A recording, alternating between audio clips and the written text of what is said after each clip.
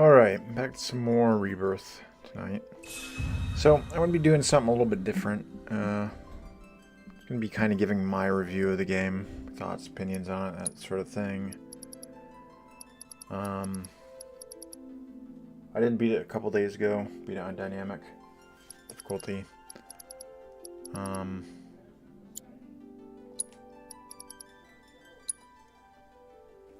didn't want to do that, I was looking for a way to delete it. But, so yeah, I just want to kind of give my thoughts on it, things like that. Never really done this before. I don't have any fancy editing software, so I figured I would just do it live. And I'll get into it here in just a minute. Is there a way to delete this stuff? Probably not. So I'm just going to play it while I talk over my points. I have my notes on the side here.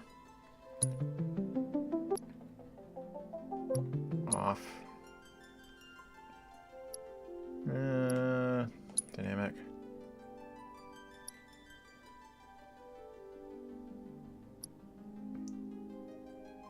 Active. So let me start by going over the graphics here. First of all, graphically, overall, I think it looks fine. I don't really have too big of an issue with it. It looks good. I'll adjust sound here in a minute. Sounds really loud. But there's this really nasty blur effect. I don't know if you can see it here. Yeah, you can kind of see that. And that really just takes away from it. And that happens throughout the game. What are you doing? Maybe I do go this way.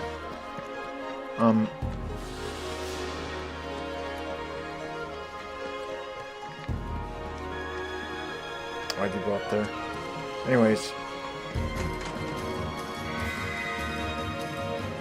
Yeah, it takes away. Nobody's clear.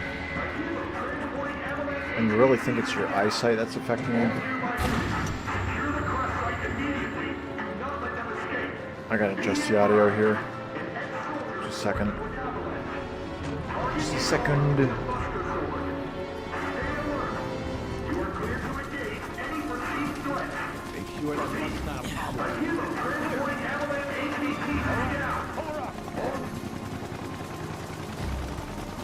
Get away from her! He's got a buster sword! Bye!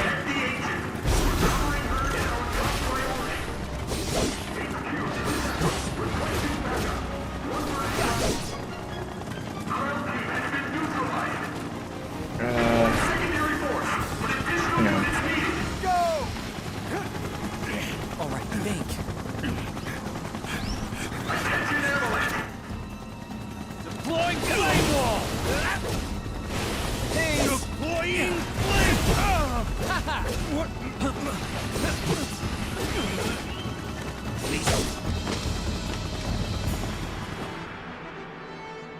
At least you can skip all this stuff, so that's nice.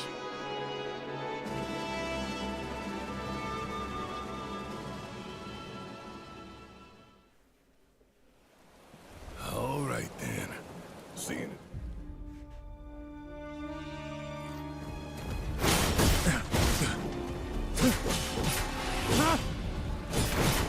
Wait a minute. Did I screw up here? Nope.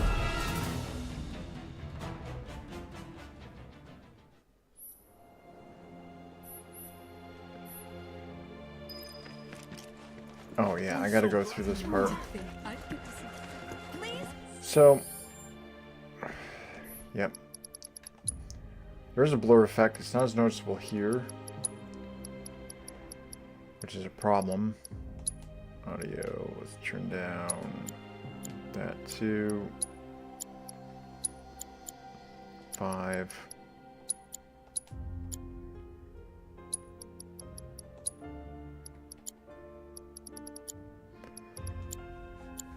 So you can't notice it there, but I already feel safe now you can that sort of soldiers are see here. it there. And it really just, it takes away from the game. Especially with the characters. All clear here, soldier, sir. And honestly, it takes some getting used to. Especially in brighter areas or areas of grass. If anyone on the survey team is feeling It's just a major pain. Here, we're safe.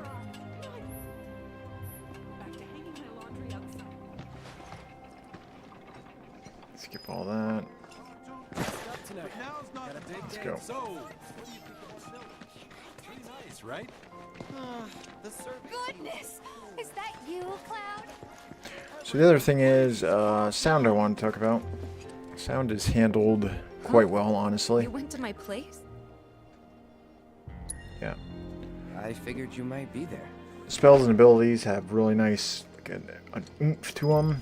Kind of tell what you're doing just by the sound of it, what spell you use, what ability, that sort of thing. I think that's done really Remember well. my cat? Her name was... Yeah, and that day was no different. Let's see. Yeah, especially in combat, everything feels really powerful when you do it, and when it's executed really well. Especially when you block and parry, just that sound of that immune effect. They did a great job with that. And also in terms of sound, the music, phenomenal. I don't think anyone would really argue You that went at into all. my room? I did. Did you actually play it?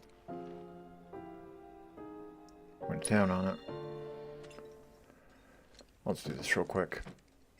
I actually don't mind this piano minigame here. It's pretty good. But since I'm here, I can talk about an issue I had with it earlier. Which is...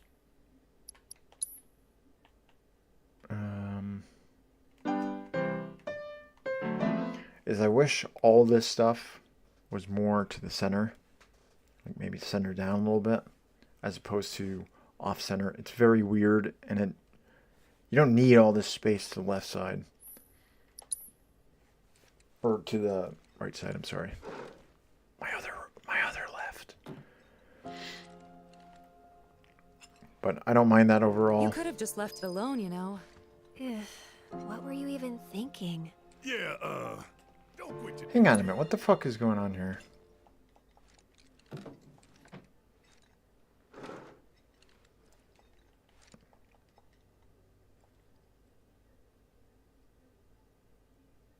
Change view.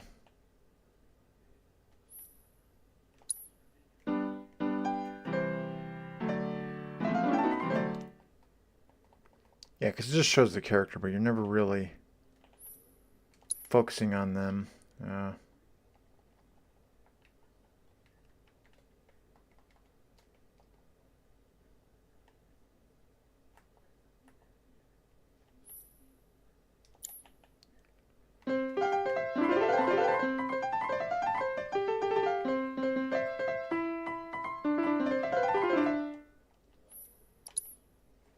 That's kind of weird.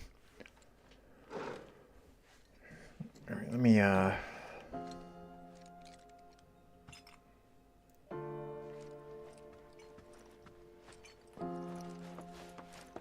fuck it. We're gonna just restart this. See if this other section is... Yes. So anyways, yeah, sound is done really well. The music is great. Everything has impact to it. Check save data. Okay, did that before. New game, default, off, dynamic, active. And I played through it all on dynamic difficulty, which I thought it was reasonable. Reasonable difficulty-wise. I didn't have too many issues with it, except for a few summon fights that, if you go back to it, it's fine.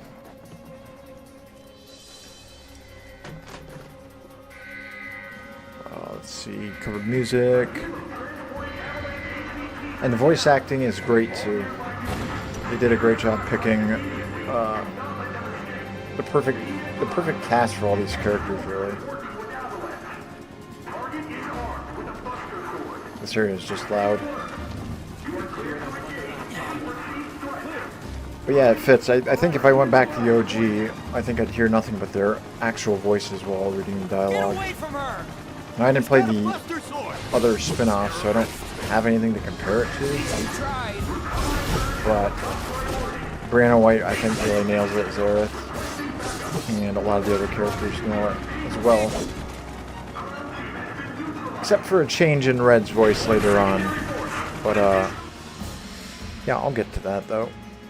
Yeah, I think they did a fantastic job with, especially emotional tones, too, with the voice acting. They got a lot of ranges down, for the most part, I feel like. At least she tried. What else here? Controls.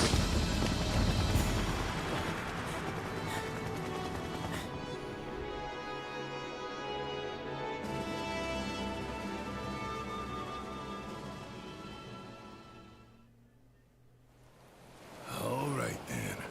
Seeing as we've got the time. This will allow me to skip at a certain spot. So long.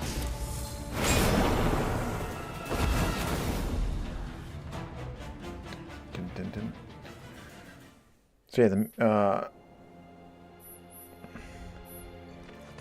yeah, so the sound effects are done really well. The music is awesome. All clear here, I think the music's the best part, honestly. It really hypes you up for a lot of things, and they really just nailed the sound of it overall. You know, it's based on sound.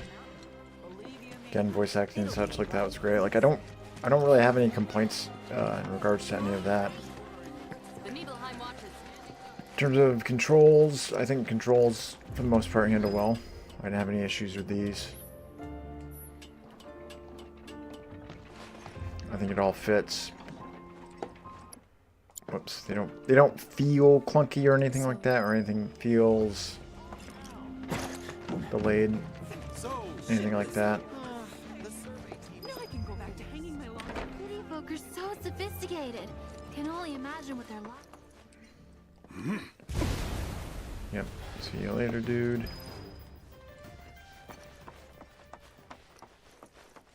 Yeah, there is some remapping you can do. There's shortcuts and stuff like that. Can't do it here because I just activated that. But yeah, controls I think were fine. They are a little bit annoying at first because everything feels backwards. For example, picking things up is triangle as opposed to X. Advancing things tends to be triangle as well.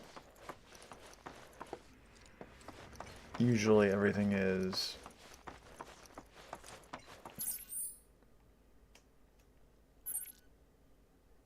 Oh, that's right, I have to go to home residence. City folk are so sophisticated. Can only imagine what they're like. Goodness! Is that you, Cloud? Most soldiers certainly are handsome. Then I stop by my mom's. Not that it... Sure it does. Me too. Yeah. Fine. So I don't have any issues there. Heroes coming through! Taking Red Sun for tomorrow.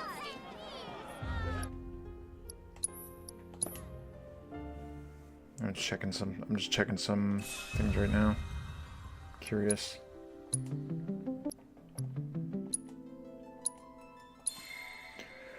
Yep. So yeah, no issues with controls. Combat is probably the best part of this game. Like 100%, I think. Overall, it's really good. The synergies they added. Can't really show it off really well with Zach.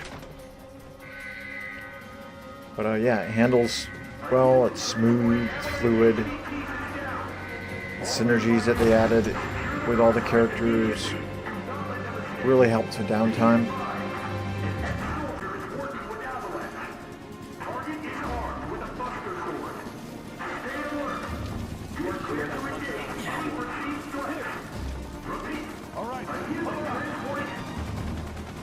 I can show you here exactly. Get away from her!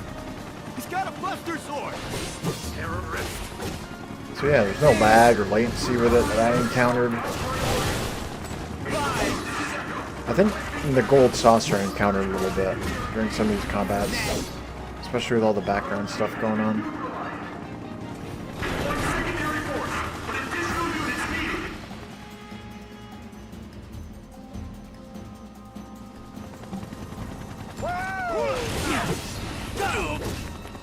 Bye.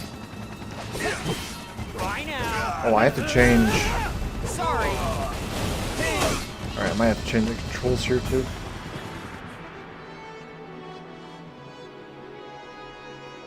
Sorry, this is the first time reviewing something for me that isn't at the end of the game. Oh, let's see, so... All right, then. Combat overall is Seeing as we've good. got the time. Really enjoyed the synergies. It's nice too that they have different buffs. So, for example, extending stagger, increasing your limit gauge.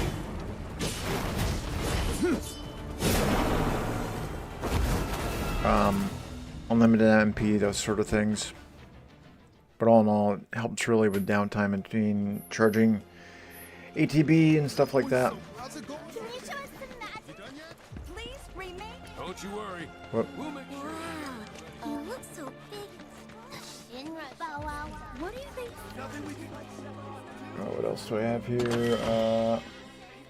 Yep, blocking and parrying, dodging overall is nice because if you do it Whip you up the minute. properly, 100%, you don't take any damage. And you get that nice little sound effect, which helps too. Thank goodness Shinra's here. We're safe. Now I can go. The only real issue with it is if there's another animation finishing or completing, it won't really Stop tonight. Got a big day tomorrow. go off for some reason. Then I stop by my mom's. Sure it does. Me too. Yeah.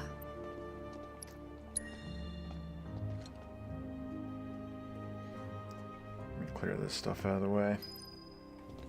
That sword's huge. Can I touch it? Here to talk to him too. Huh? You went to my... Yar. I Did- figured you might be there. Wait a second. You two were neighbors? We were, but... It's not like we hung out that much. We had our reasons. Our reasons, huh? Bet most of them had Yeah, to do combat's with fast, you. fluid, and I just overall really like how it handles for the most part. Although, one of the worst aspects of it is Remember constantly my cat? Her getting name knocked was- down, Yeah, getting knocked And back, that day was no different. and while you're getting up, you're vulnerable to more damage, which can happen and is really frustrating. Horizon Forbidden West had a similar issue, and that was one of the worst aspects of combat there. But now's not the time. Although they did patch in. I want to be just like Sephiroth. And such model citizens. I did, I went here. Oh, I should have encouraged my son to enlist when he was younger. Everyone, please.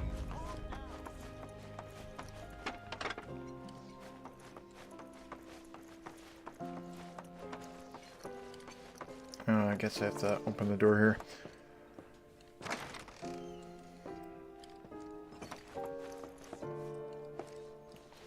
Oh yeah, item. Not that it matters. Yeah, combat's pretty good. I'm gonna be like getting into the negatives and things here soon. Let's see. Let's talk about characters. What do I have here? You went into my room? I did. And then I immediately left. Something with the piano, I can't remember. Don't make any trouble. Oh, really? Goodness! Is that you, Cloud? City folk are so sophisticated. Can Oh, skip this. Yep. Okay. Didn't really notice at the time, but looking back, all the signs were there. From the moment we arrived, Sephiroth just wasn't himself. What you looking at?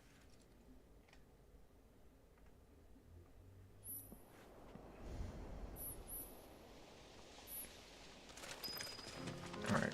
It's going to allow me to skip here, so I'll do that in just a minute. So anyways, the characters. Overall, I really liked all the characters.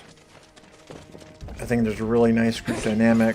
They joke around, have fun, but when it's serious, they're serious. They all have different abilities, strengths, and weaknesses. But our reactor's the first of its kind. It really put Mount Nebel on the map. I've seen a few reactors in my time, but none with such a breathtaking view. Who could tire of it? Everyone, eventually. Man, I wish I could go on Yep, trips along all with over it, the world like again, you guys. with the voice acting. The voice acting is great for all these I characters. think you mean business trips, which are no Can I fun show at that all. little Though you effect do here? learn stuff on them. That's so cool. Unfortunately, I do it this way. I don't have any fancy editing software or anything like that. Otherwise, I would make a more properly prepared, constructed review of things.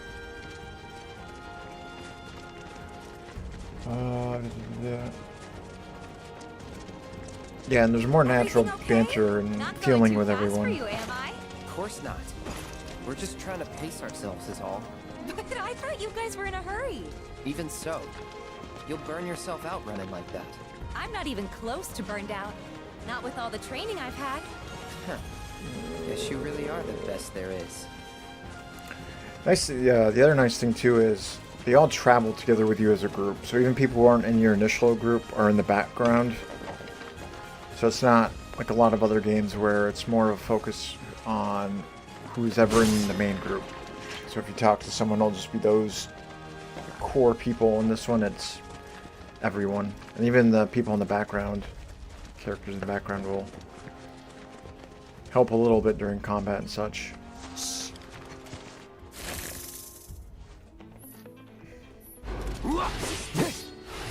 Sloppy. This is the best Bye. show of combat here. I can do that when I get to the grasslands.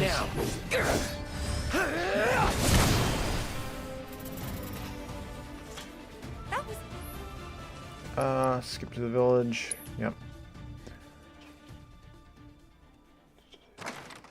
Okay, also, Yuffie is a great addition.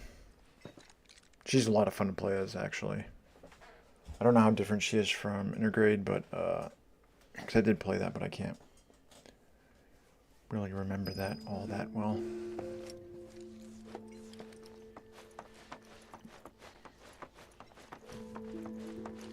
I'm at Sephiroth. Busy, I suppose. Let me get past this point, and then I can talk more. He's holed up inside the mansion. Because there'll be, Something's been off ever since he came back from the reactor. slower points. Much exposure to Mako? Then we ought to bring him some medicine. I can't even talk about the menu and stuff. But overall, characters I like. I like how the banter is handled. I like their contribution to the story. They're not just there. There's not just a focus on the core group, which you can swap in and out while out of combat. Shinra Manor was the biggest building in town, and older than the reactor. The company used to conduct research there There's no back when they were still a small manufacturer. bullshit And Marvel so, the jokey runtime stuff plot was where, you know, basically big moment the happens village of and Moog. Well, they crack a bunch of jokes or anything that completely destroys the tone. Pitch black. You So think there's none of he's that. sleeping or something? What if he's sick and needs our help? Him? A little Mako poisoning isn't gonna hurt a living legend. Took a look around the place, but Sephiroth was nowhere to be seen. Here is disappointing in the main story, and I'll get to that later, but you know, you can't play piano, there's this whole underground basement thing. Kinda sucks, actually, with what they did.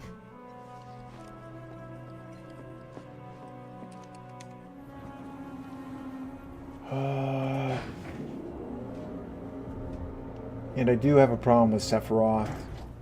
I'll get to that when I talk about the main story. Same with Red, Never knew it had a basement. Was news to me too. for different reasons. Doubt anyone in the village had a clue.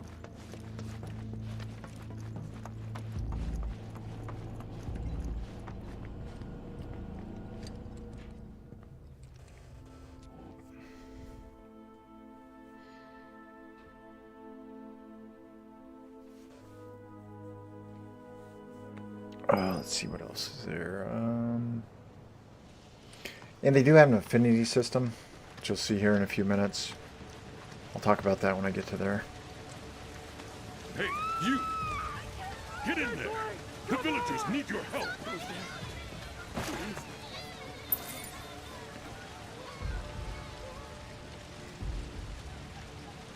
Nope. Can I... Yeah. I don't think any of that carries over. But yeah, you can actually see the blur effect here. Especially with the fire and stuff. It's really off-putting. And the fact that that did not get fixed is ridiculous.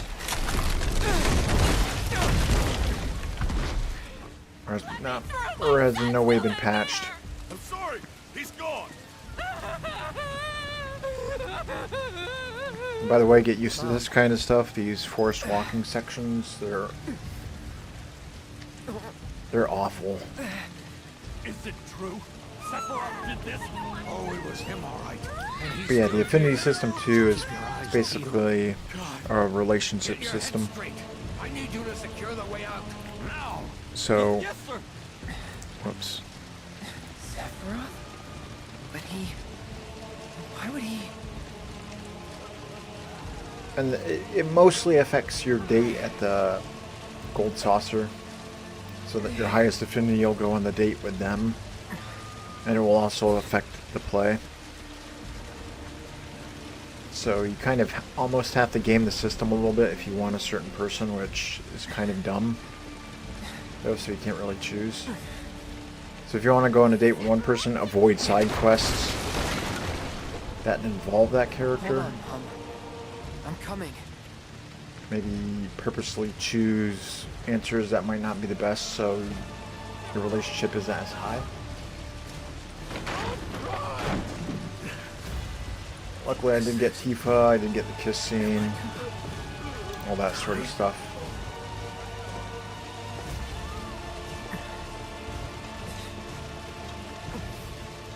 Almost there.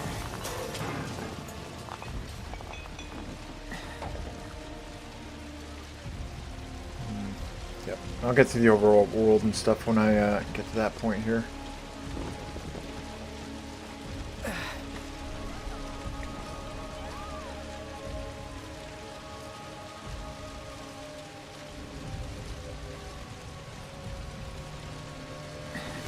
I could just load a save, but I did want to go through New Game just to improve some things, because when I talk about side quests and stuff, there's going to be a reason for that. Sephiroth. Mom.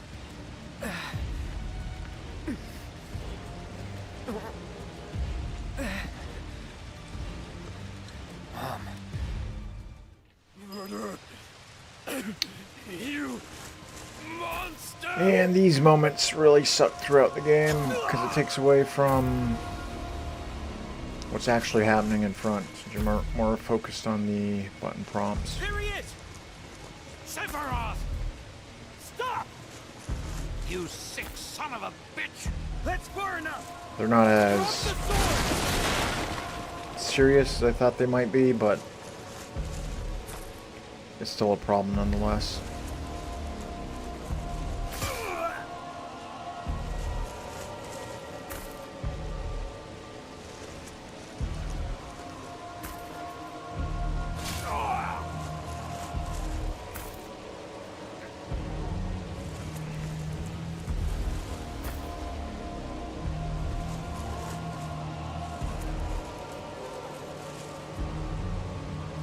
I actually didn't. If I'd known I had to go through all this, I would have done it ahead of time. And then started from here. Or started past that. I thought once you skipped it, it skipped the whole thing.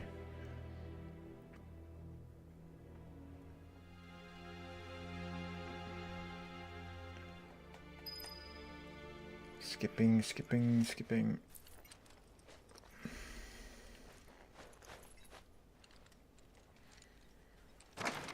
Sorry, did I wake you? No Nope. purrs. What's going on? Oh, it's nothing, really. There's just something I need to ask you. So, Can we talk? Sure. Great. But not here. Follow me.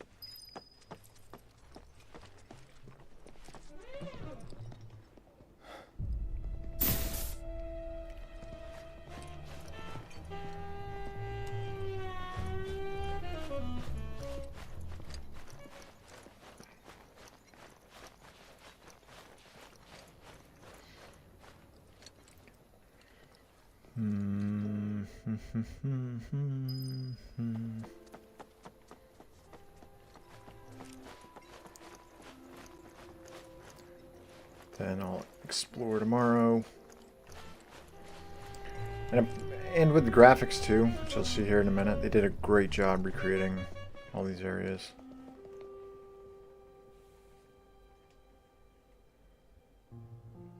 And there are no affinity choices here either. Skipping things doesn't affect that.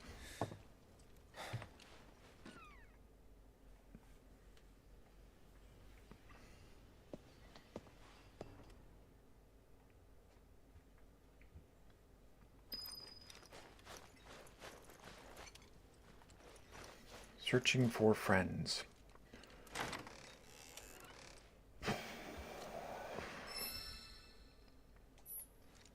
Queen's Blood, I'll talk about that soon. No, because I know how to play that.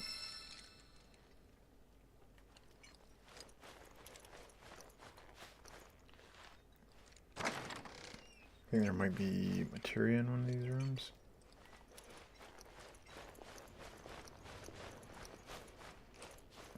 But I'll talk about the inventory and stuff here in just a second. Anything I missed? Yep, there was something.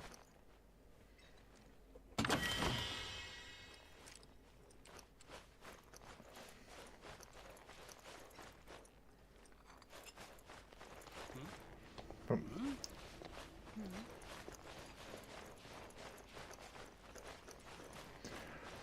So let me talk a little bit here about the menu. You see the blur effect? Yeah, it's really bad. Nothing's clear. It's slight. I don't know how noticeable it is on stream, but it gets distracting even if you haven't played after a couple of days. Let's move a few things out of the way here.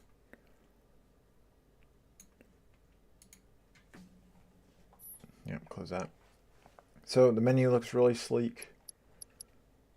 Being able to switch out materia and equipment has done really well. Although I wish the game flat out told you could set for all this way. I do this watching someone else play and I was like, oh yeah, that would be really nice. You do get, it's probably here actually. Skimmed over it. Yeah, if you did this, if you have a save from Intergrade or Remake, it'll carry over materia, which is actually kind of nice. But what sucks is if you don't get that summon materia. So if you don't have a save from Remake, which I don't on my PS5s and the PS4, I don't have Leviathan, which kind of sucks. So there's no way to get that back. I think if you had done those, you should have been able to get it. And if you didn't, you would have to do it in the combat simulator to get it. Not a big deal, but annoying. The shortcut system here is nice, although I wish you could alter. See how that's all one triangle? I wish you could move that up. Because it just seems weird that it starts with square, triangle, circle, X for me. I prefer triangles at top. Because that's where it is on the controller with X at the bottom. So I wish you could alter those, but overall, shortcut system is quite nice, along with the synergy stuff. Enemy intel is probably the worst part of the game. Well, not the worst part, but one of the worst parts. Because you have to assess everything, so that can get kind of annoying. I wish that was handled better. Maybe if you have the materia equipped during battle, you can just select something, get information on it, as opposed to using an ATB command to cast assess and look it over. It seems like they could remove a step It said every new battle is essentially assess, learn it, that sort of thing. Also, there's no sorting option. So it's not like, okay, creatures from this region, creatures from this region, creatures from this region. It's all just lumped together, including bosses. And it's not even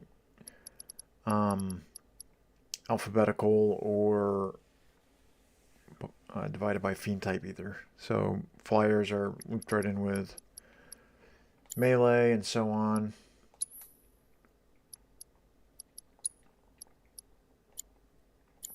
What else we got here? Inventory, for the most part, I didn't have an issue with. This standard stuff. It's quite fine. No big deal. Card decks for Queen's Blood. Standard stuff there.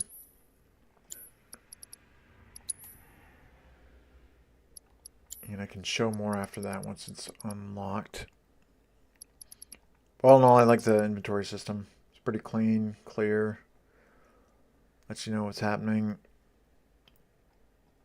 I don't see a slight blur effect here, but gives you all the information you need to know.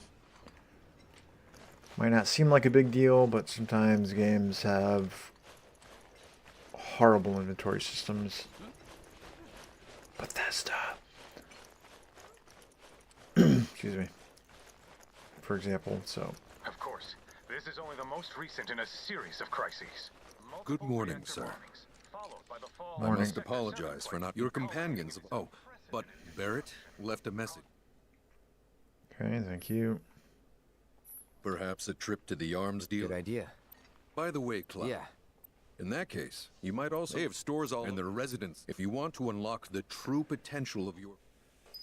And the folios are kind of cool. I'll go over that when I get there. You'll also probably see some affinity stuff here too. Finally. Rough day yesterday, huh?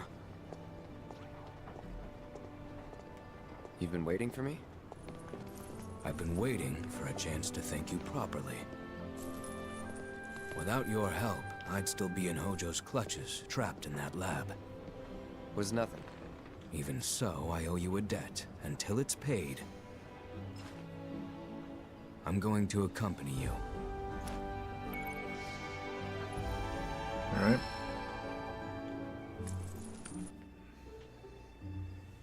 Oh, if you're getting your equipment checked, have them check mine while you're at it. Sure thing. Righto. The rook's got a backbone.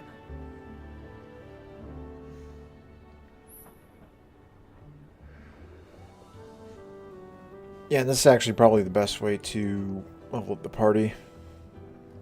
Doing overall stuff. Make a new slot here for this one. Does it show it here?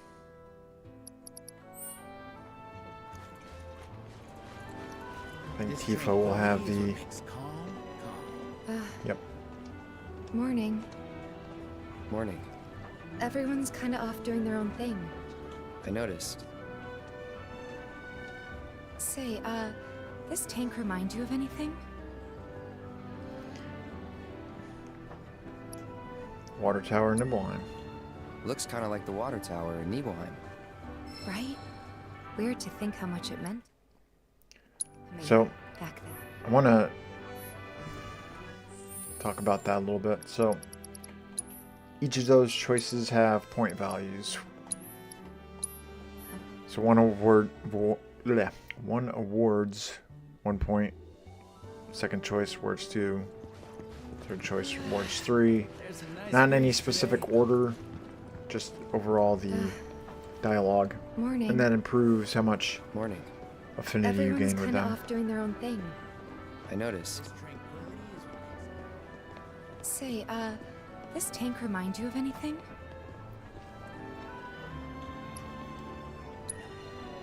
Yeah.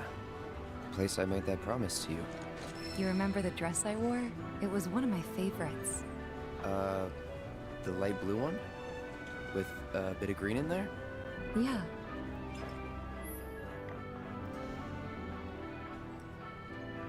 Yep, such as that.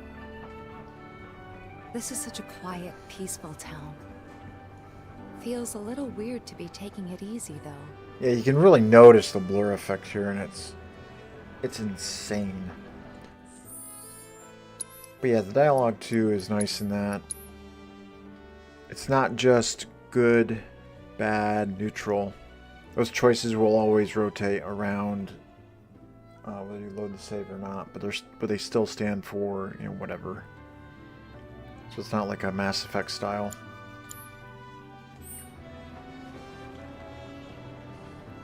So she's still gray there, but you can see it did gain a little bit.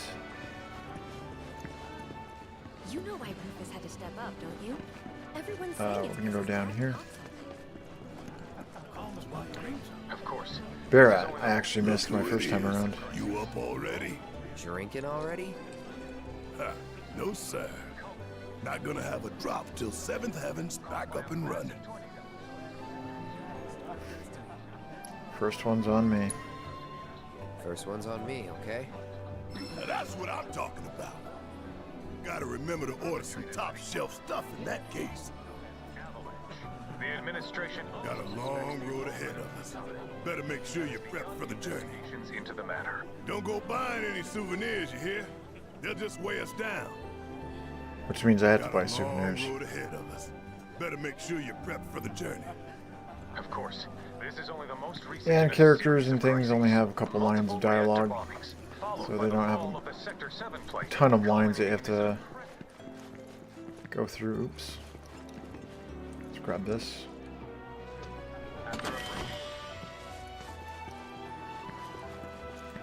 So yeah, that's the affinity system. It's pretty straightforward, although you really don't realize fully how it works until you go through things. Need something for the kids? Like, I didn't know there was a point value associated with certain choices. So for example, the one saying where I made that promise to her was worth 3, I think anyways.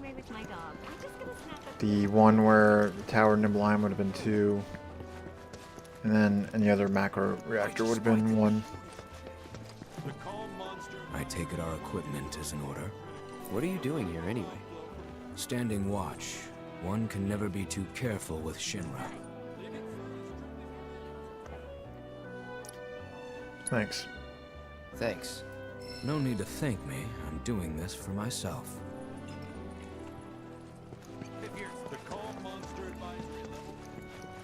Actually, let me see. That's why you should always save and reload during these times often. But yeah, usually when you're in any town. This is such a quiet, peaceful town. Feels a little weird to be taking it easy, though. This is such a quiet, peaceful town. But yeah, usually when you stop in a town or advance the story, that's when you get these options. Drinking already? Not gonna have a drop till 7th Heaven's back up and running. First one's on me. First one's on me, okay? Now that's what I'm Yeah, talking about. so those are still the same. Gotta remember to order some top. Got a long road ahead of us. Don't go buying any souvenirs. Got a long road ahead of us. Declaring the Better tornado make to be sure you're quote, prepped for the weather journey. warfare, perpetrated by the infamous insurgent group known as Avalanche. Avalanche. So overall, the affinity system isn't too bad. Just seems weird how it's. I guess I'm mixed on it actually. It doesn't really have any other purpose throughout the game except what happens at the gold saucer. So it doesn't really affect anything else in the game at that point. Where am I here? This tranquility? Hey, Dad, have you heard of Queen's Blood? I knew I could count on you. Spied the I take it our equipment is in order. What are you doing here anyway? Standing watch. One can never be too careful with Shinra. You know I could count on you? I knew I could count on you. Flattery will get you nowhere. If you're expecting Leave this to me. look elsewhere. Nothing to report so far. Leave this to me. Alright, take care. Alright, I'll show off Queen's Blood right now. Since I'm here.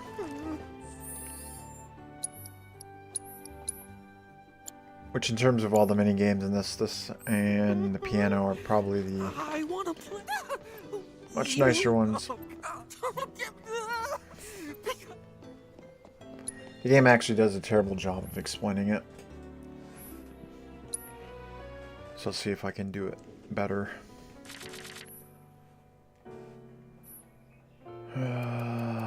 It's fine. So obviously the pins on the board represent what card you can put on the deck. They're pawns. I call them pins. So you see 1, that means I can only put a wolf. 2, I can't put on there yet.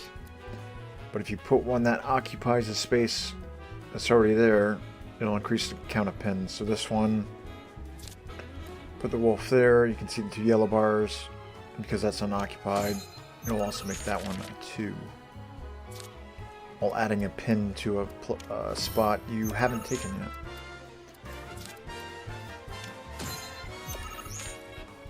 And you always kind of want to go second, and play reactively.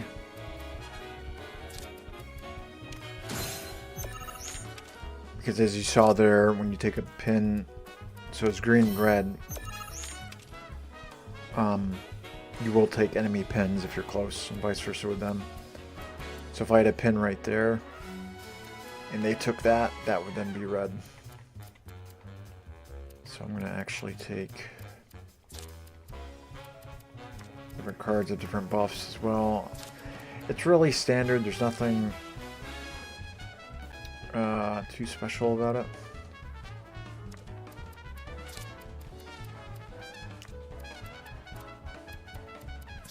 A lot of times you can win just by making it so they have no options to take anything.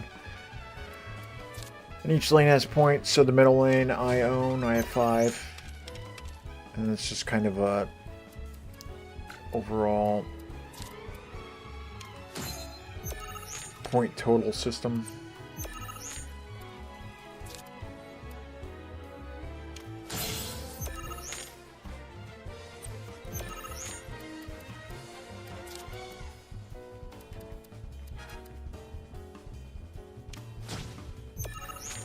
So even if they had 2 lanes, and 2 lanes say added up to, I don't know, 5, I would still win because I have 1 lane that's at 6.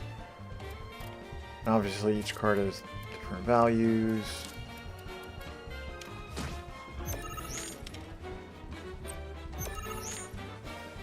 Pretty standard stuff here. I'll pass.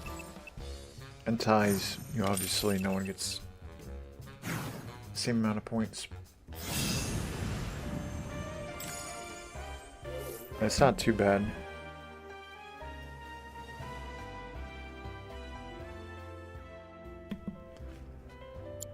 So Oh God! yeah, it's not too bad of a mini game. All over you. You really ought.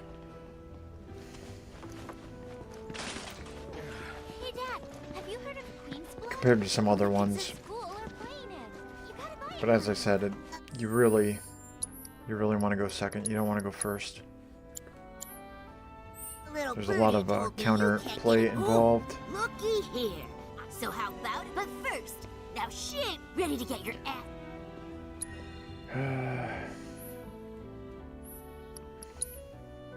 I'm just gonna get these ones out of the way.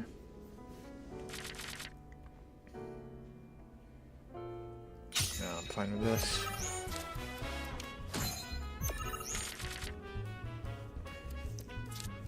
Yeah, so once you understand that they can take pins on your side, it completely changes how the game plays. That one I just placed didn't take a spot because it had more add spaces here, here, place it there, and then 2 spots there, if that makes any sense.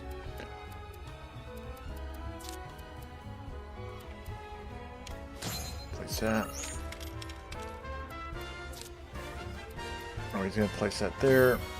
Because again, that elephant didn't have any pin spaces. Like you can see again on this wolf with the yellow spots. It takes empty space, the elephant didn't, so they got that one.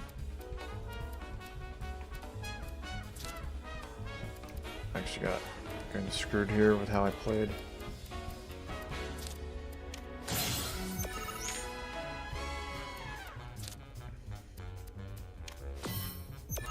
Okay, that's fine. He's gonna take that.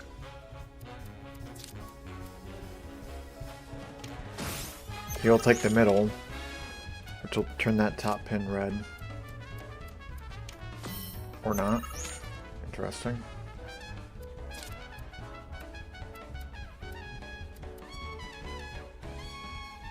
So I'll take that. Actually, no, he could still take it with a double card.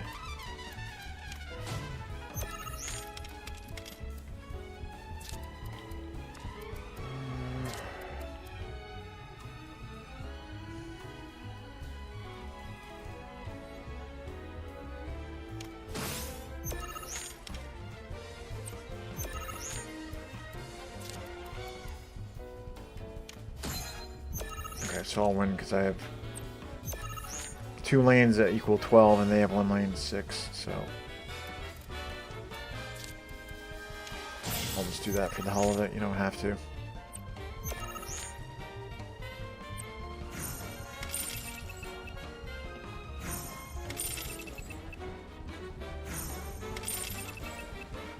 But yeah, it's not that bad as far as card games go.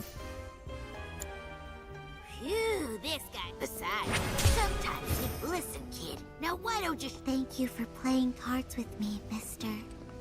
GG, take care. We gotta go find. Reactors are terrible for nearby.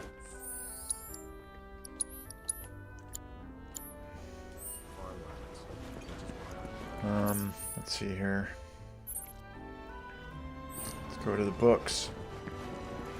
Actually, get the equipment sorted out. I can show that. Our inspection team conducts routine surveys and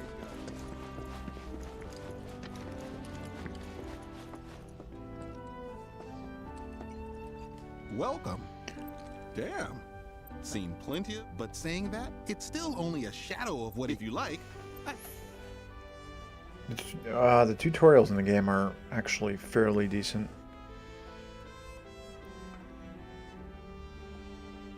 Could show you. I'll skip. See? What I tell you. That girl is, just make sure you take, oh, and while you're here, check what we got to offer.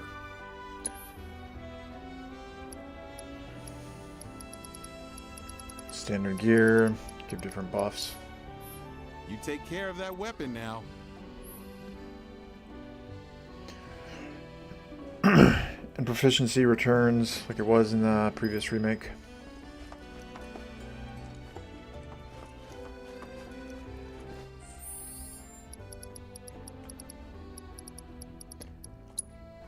So that would be at upgrade weapons.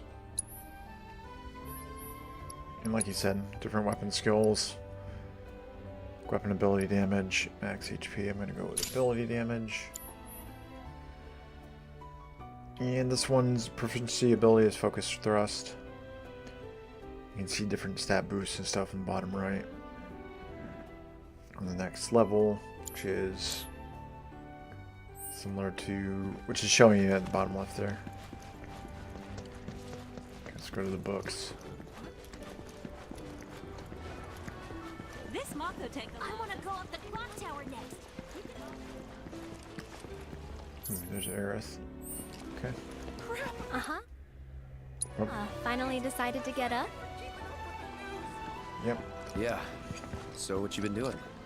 Why, waiting for you, of course. You have? Got business with the bookstore? If so, I won't keep you. But if you're free afterwards, wanna climb the clock tower together? Sure, let's. Sure. Let's. For real? Awesome! Since it was my idea, I'll go get the tickets. I'll meet you in front of the tower, okay? Alrighty. I'll catch up with you later, alright? Don't forget, in front of the tower. I'll catch up with you later, alright? Okay, and then this is where you get all the skill points and stuff. Hey there! Welcome. Oh, I take it this. Well, customization can, but I think you'll pick it up quick enough. Let's give it a try. And that's about all we can do. But we haven't even skimmed the surface. It may not seem like it yet, but you'll see. What'll it be? You do have to use them or special vending machines to show off all this stuff.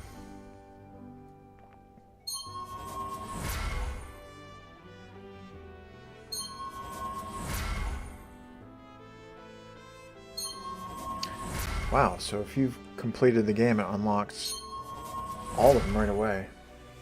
I think.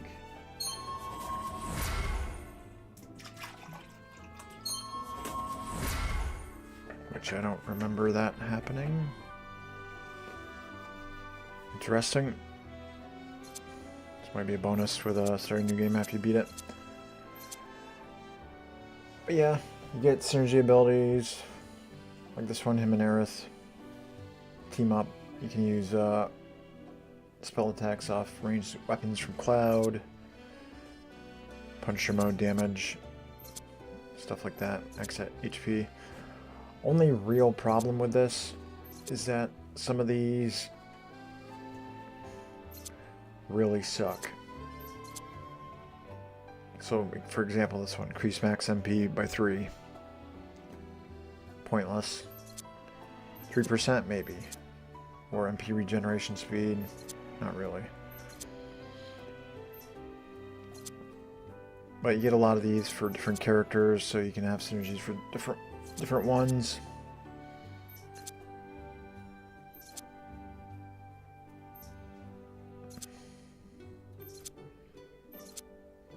But yeah, these are kind of nice too, having abilities that give you a materia thing.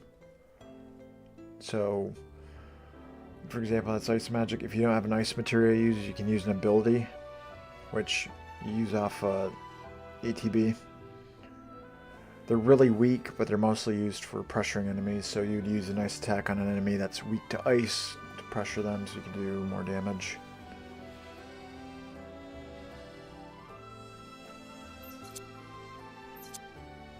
Because I actually thought they did a lot more damage than they do, but they don't. They're weak. They're mostly just used to pressure characters and reduce your reliance a little bit on some spell materia.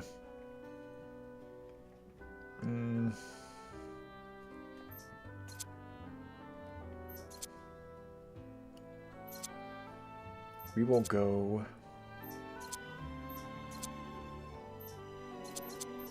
And you can reset these at any point. I'll hold off for right now. Thanks for stopping by. This is where it all began. The first Magnata book. And then I gotta go find the other Queen's Bolt player. Damn. You know, I thought Calm was some hick town.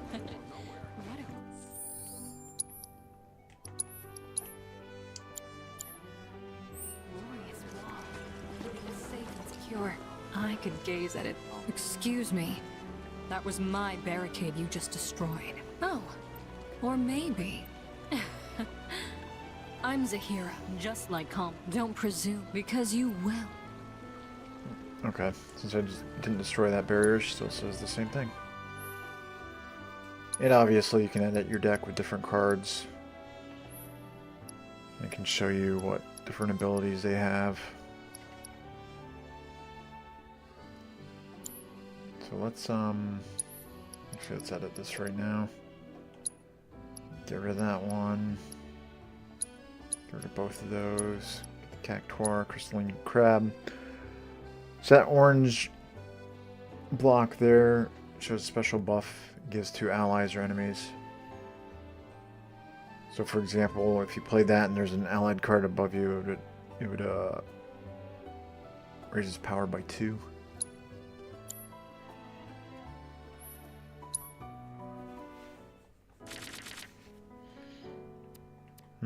It's fine. So we'll go with that one. You technically want to try to avoid giving them a free pin or pawn if you can.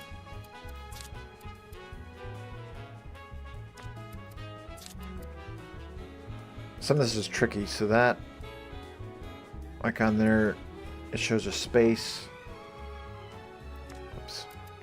So if I placed it there, I wouldn't get any benefits because on the card itself, you can see there's a space here and here. So you'd have to kind of think about that a little bit. So I'm going to put that there. That means that'll buff something on the bottom tile there. Take that.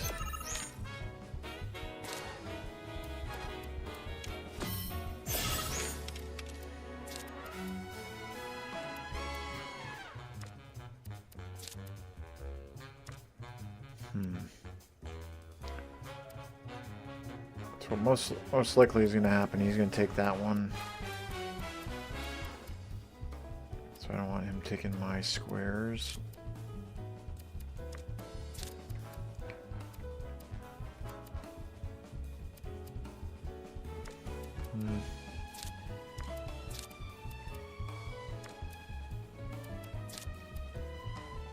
Could do that, but that would be...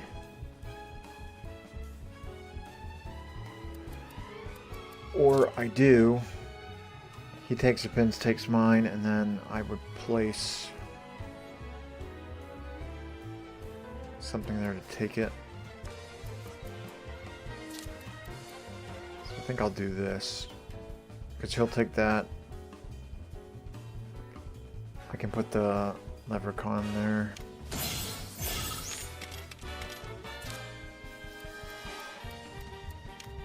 And if he doesn't, I'll take it. So that's a good exchange. Ooh, that hurt actually.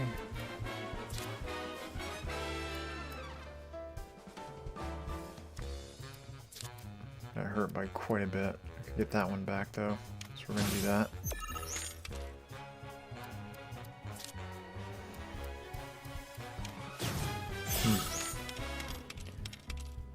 Okay, this is not...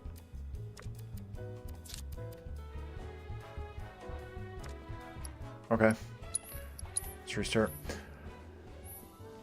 That was unexpected. That can't happen though. There are cards like that. Let's play that there.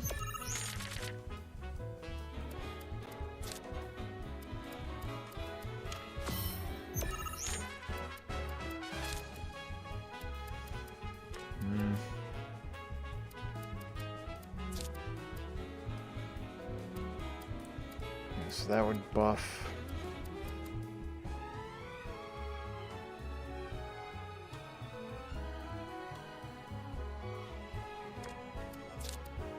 Put that there.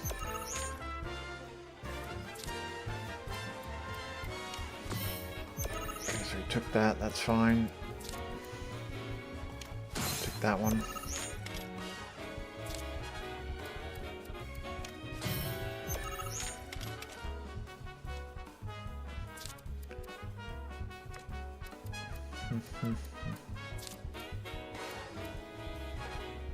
Grab that pin, pawn. Okay.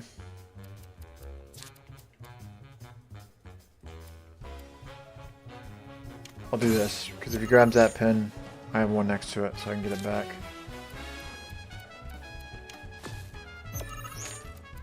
Okay, he chose not to. That's fine.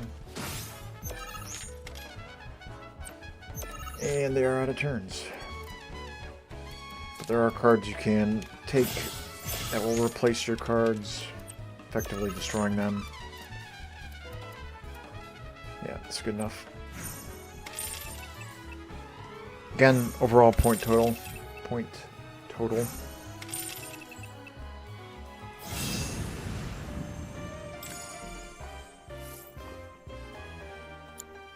Impossible. How? Walls can keep people safe, right? And I am going to enjoy watching you crumble. Wow, harsh. Okay, let's go see Aerith.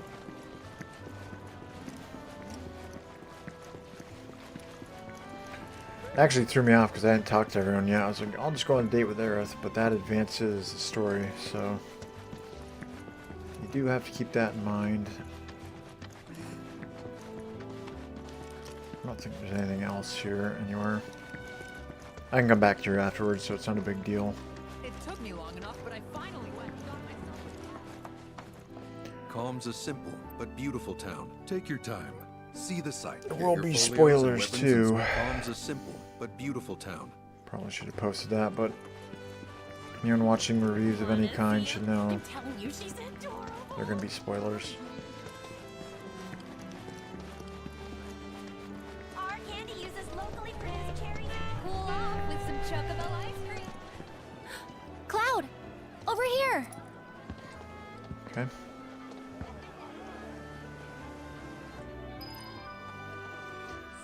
And again, the towns, in terms of graphics, they did a fantastic job with. They all look like the original counterparts. They really just nailed the look of it. So yeah, again, props to that. Some of these changed too a little bit, as you'll see here. In terms of the story, which isn't too bad, really. I think Midgar's this away. Should be, yeah.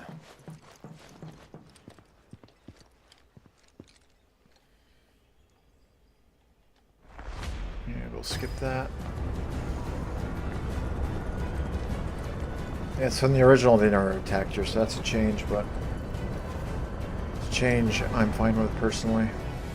Makes sense that they'd be hunting your characters.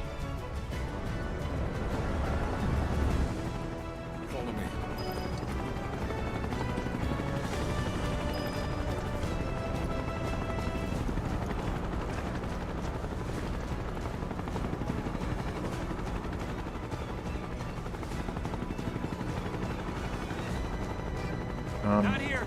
Well, we know We'll take they're the in back town. Hey, you! Seen anyone acting suspicious? No, I haven't. The moment any of you see someone suspicious, report the nearest room. Got it? I want them found now. I heard about the reactor bombings in Midgard. That was you, wasn't it?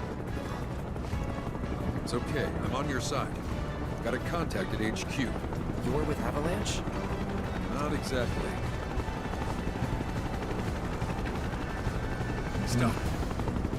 I'll keep the troopers occupied. While we're talking, you two go up and over. This is an aspect of the game I really hate. Whoops. Hang on a minute. Not that. It's climbing in this game. It is really slow. That was actually kind of fast, but climbing in general is really slow and kind of awkward. It sucks. And there's a lot of it. Perhaps it was just There's lots of these forced walking sections. Wait. I know I saw some people who had a fugitive air about them. If only I could remember their faces. Annoy someone else and stop wasting our time.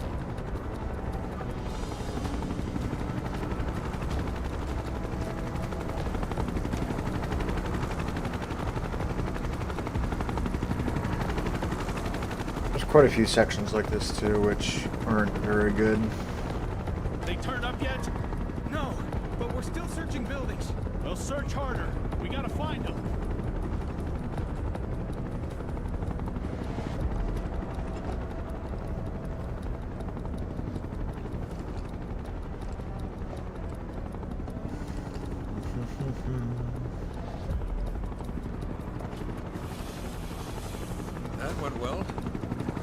not much further, but stay on your toes.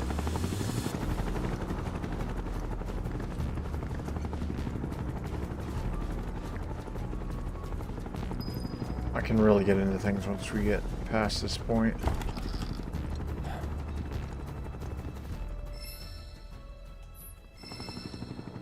Transmuter isn't too bad.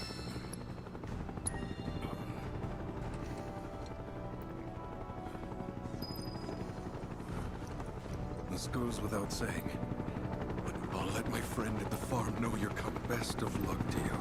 This goes without saying, but you'll have to lie low. There's crafting in the game. It's nothing too major. Some things are kind of annoying. Certain items, certain potions require a lot of things. Basic stuff, but yeah, it's not. I mean, they could take it out of the game and it wouldn't make much difference. I don't really have any major issues with it. It's just there. If I can save you some cash and buying things, that's fine. Oh, you made it. All in one piece? Yerp.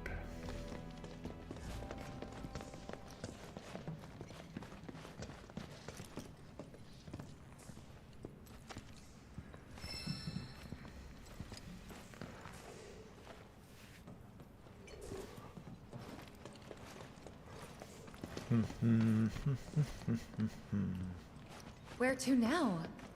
Where there's a draft. This way. Looks like a job for me.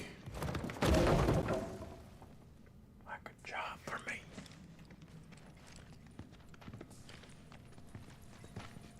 Oop. I almost went ahead, but I got sure they're safe. Also, nice thing too is if you miss any weapons or anything, they'll be available to buy for merchants. So, in your travel, it's not. Oh, you missed something. You're screwed. You're perfectly fine.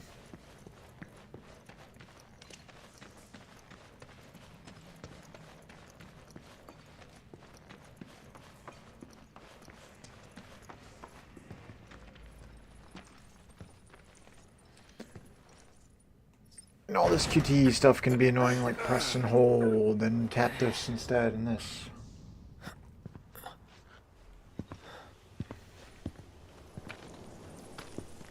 Let's get that.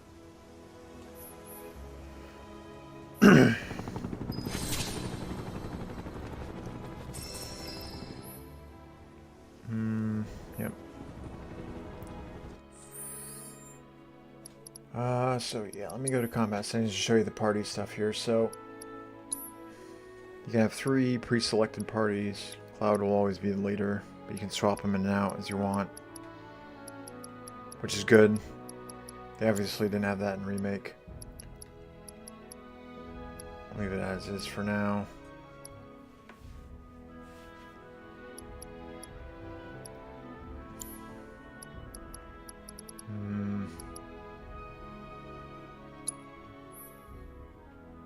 Yeah, so this is kind of it for there. I'll give her attack power.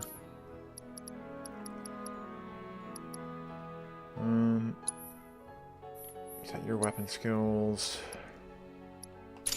You max HP.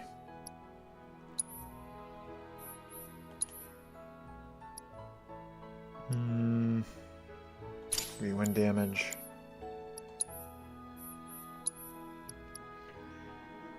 HP, increase counter spin. Yeah, and you'll get more of these as you level up, obviously. You'll be able to combine them, so I don't have an issue with that. That's pretty much fine. Alright, so I'm going to take a short break, and I'll be right back.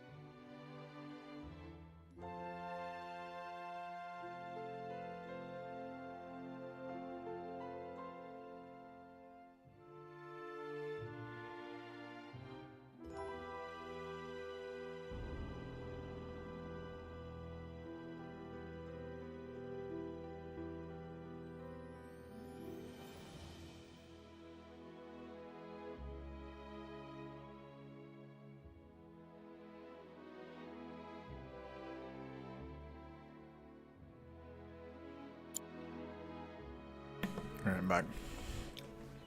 Probably should have hit that.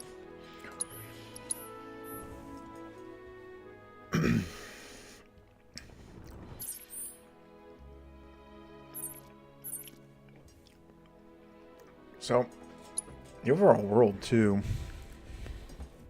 to be the next point I bring up, is actually fairly large, including travel distance. Doesn't just look large and it's actually short, it's quite large.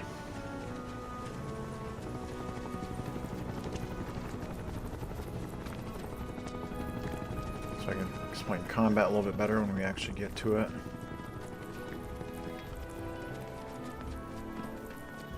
These things die fairly quickly.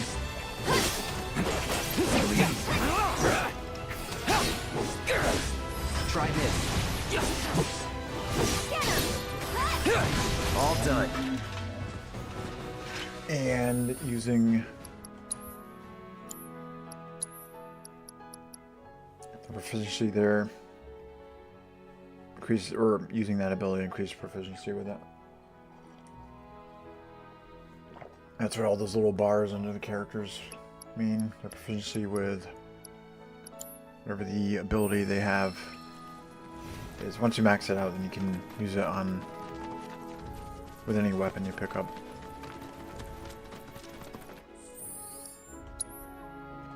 And I'll talk about materia a little bit. So green is spells, yellow is sort of utility ones. Purple are just kind of bonus ones, and blue are sort of ones you use with other materia. And it does level up even if you don't use them and on other characters that aren't in your immediate party, which is a plus. Should we be worried about those things? We're fine, How can you be so sure? because I've read the field guide. Like any good soldier. Local wildlife will only attack while on the hunt or in defense of their territory. Fiends, on the other hand, attack without reason. If they're attacking, what does it matter? It matters if your nose can discern their intent before they attack, as I gather yours can't.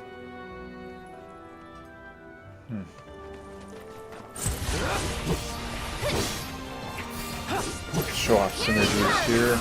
Try this. ATB builds up during combat. We'll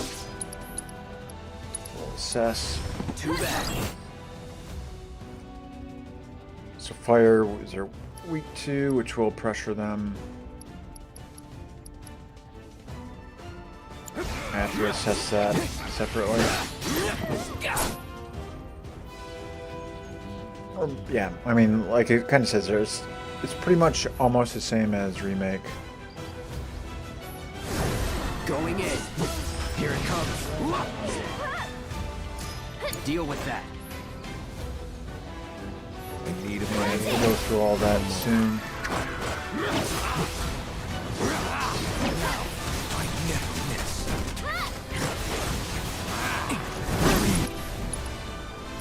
Start a fray. Yeah. I really do enjoy the combat. One thing that might help you, that helped me, was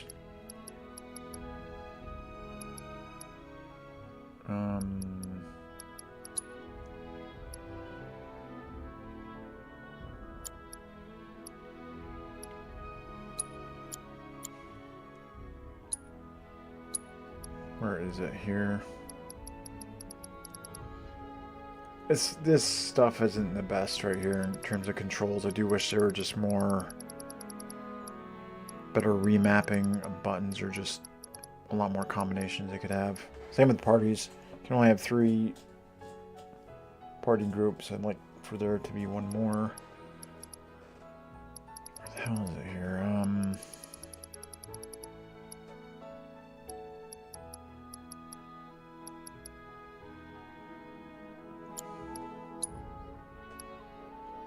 Okay, it's under lock on. So default is R3 to lock on target and R to switch targets, which is a pain. I went with menu controls, so you lock on with R3 and then use the D-pad to switch between, which I found is way easier than its current setup, which I think kind of sucks.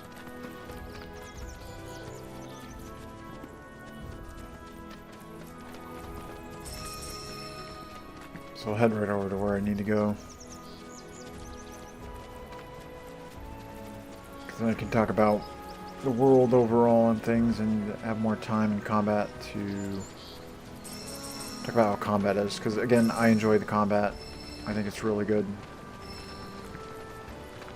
And the synergies just add quite a bit to it. Look, more climbing.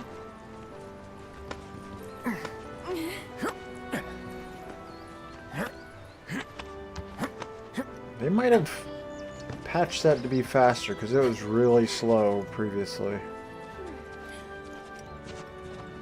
Feels like it is faster.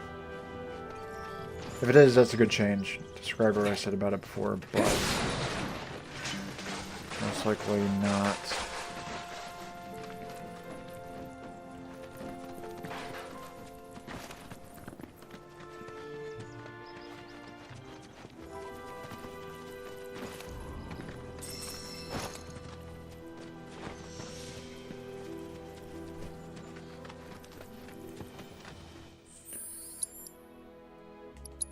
Save.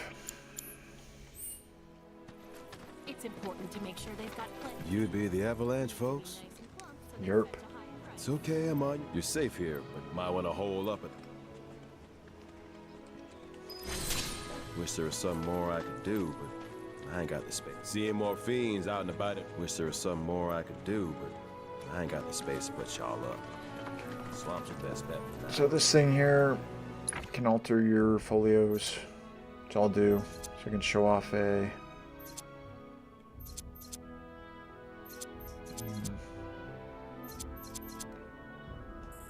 so I'll show off Aerith's red.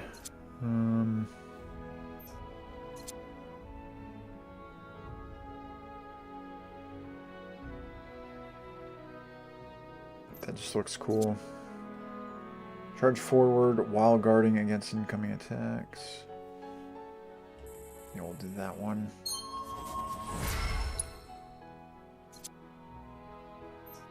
Bend you while you move about the field. Find punishment is really good. Go that route.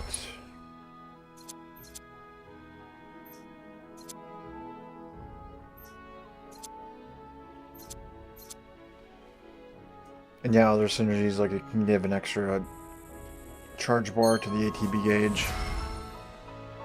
Again, most of these are really good. Some of them just are absolutely terrible.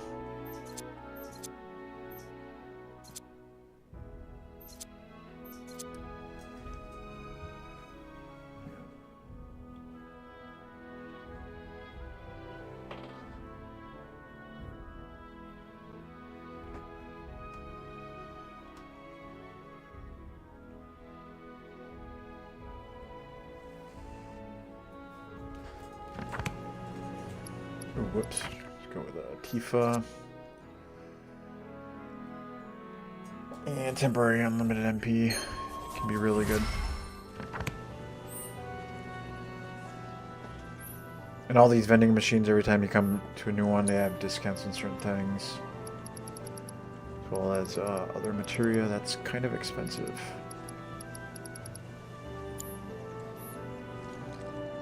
And the usual rest stops.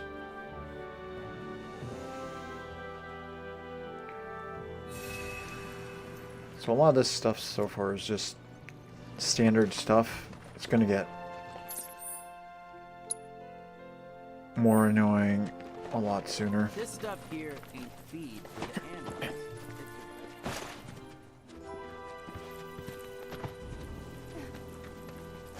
So the world is quite large. It does look good. I don't really have any issues with that.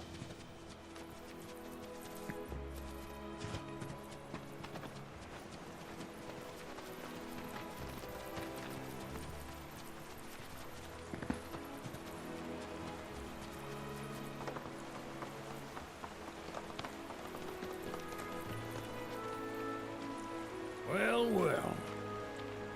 If it ain't my favorite group of hitchhikers. Oh, fancy meeting you here. Thanks again for the ride. Swing by the ranch once you're done with... would love to keep chatting, but this rust bucket ain't gonna... Just had to start acting up on me. Swing by the ranch once you're done with... whatever you got going on. We do need a chocobo. Ranch is right there. Yeah, you go down there and it just tells you to come back, so we'll do this first, actually.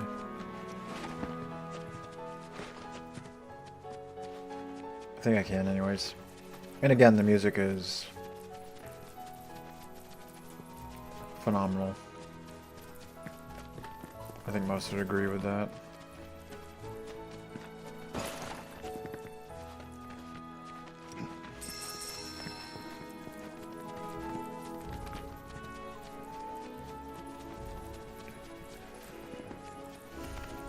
The materials, you can just pick up a triangle. I don't really have any issues for or against it.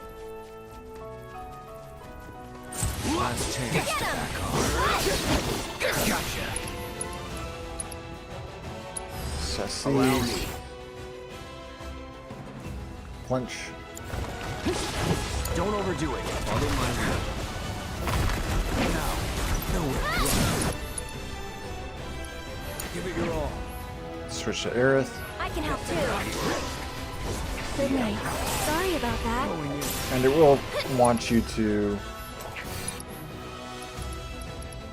constantly switch between your characters often. Needs more magic. You've got this. I got this.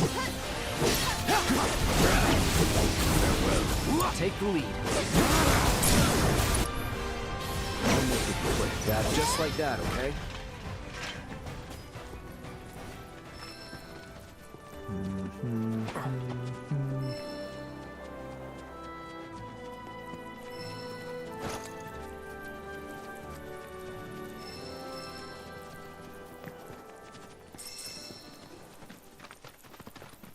I guess I do have to go straight to there.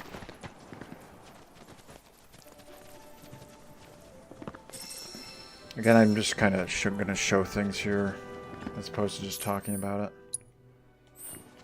Once it unlocks more, I can. Keep it together. Leave it to me. And if you hold R1, you have special abilities, synergy skills down there.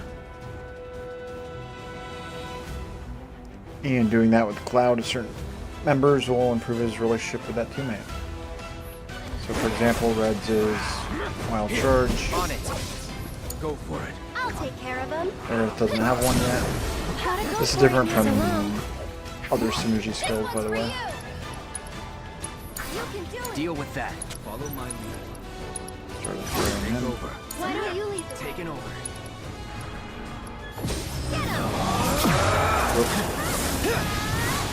Let's not get ahead of ourselves.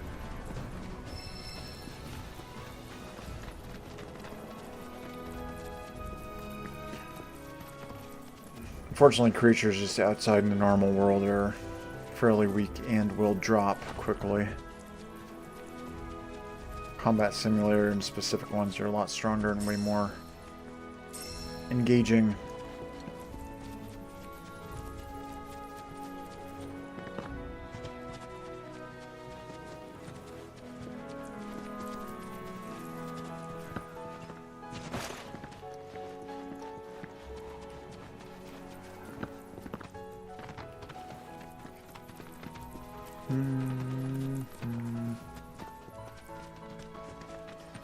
Piece of cake. Hey! Wow. And This is it. one more shot. I never met. Starburst. What's this? Stardust Ray up. Oh. You ready? I'll take care of him. And that little blue dot by it means it's proficiency item that you're trying to level up. I got this. get serious. See you around. There we go.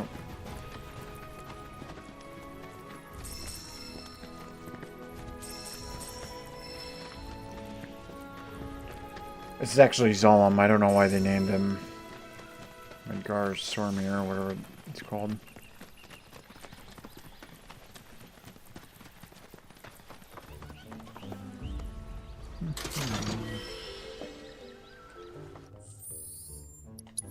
And your weapon. Your previous one will level up as you level up. Usually the newer one always has an extra materia slot. It has its own bonuses, so one might be more focused towards magic, another might be more focused towards physical, that sort of thing.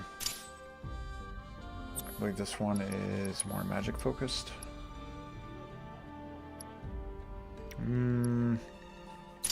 Maybe TB recharge rate.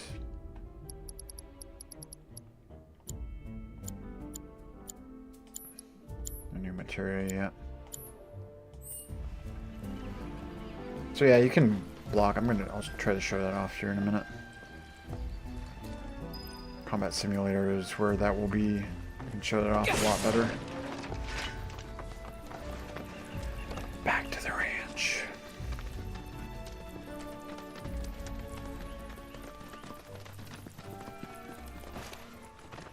I know it's basically been me playing and not much of a proper review, but again, once I unlock the overall world, then I'll be able to explain things a lot better. Especially with Chadley, who's really annoying.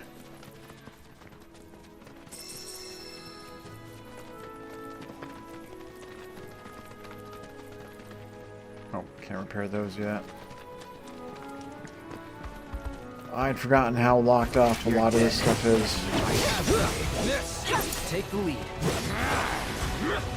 Go for it. You've got this. Taking over. Deal with that. Take over. I'm coming.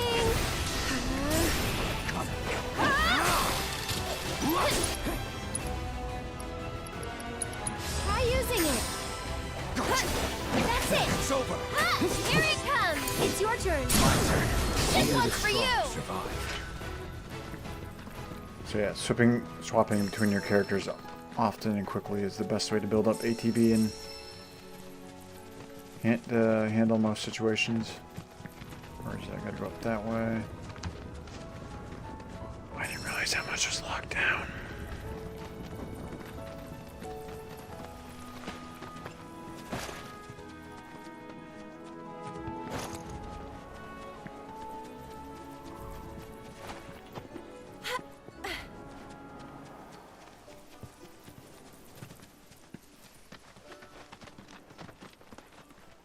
Pleasure to see you all again.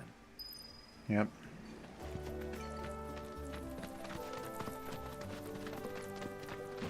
Again, every new vending machine has different things on sale, so it's always wise to check it out, see what's up.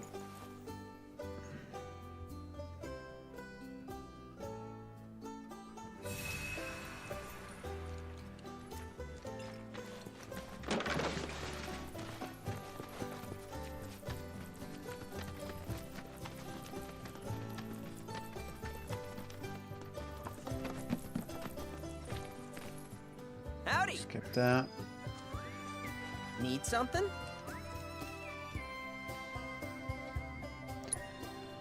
Start by looking.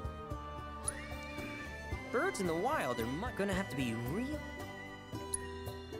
Gear serves all sorts of purposes. Won't cost you a git. Nope, don't need anything Good else. luck wrangling Pico.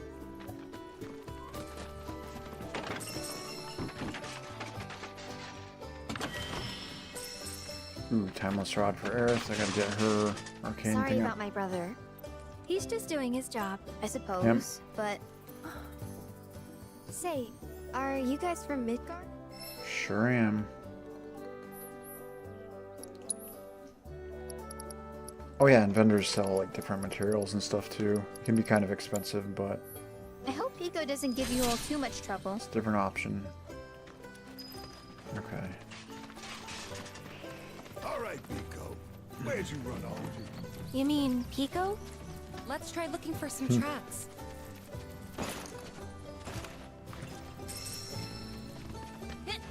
And this is where problems with the game really start to show. Wrangling chocobos.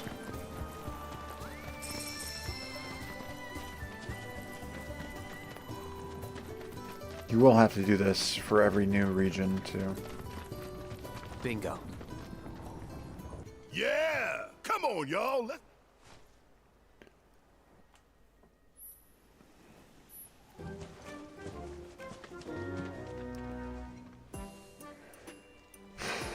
It's slow, and you're gonna have a lot of times like this where you have to move carts, you have to move things a certain way.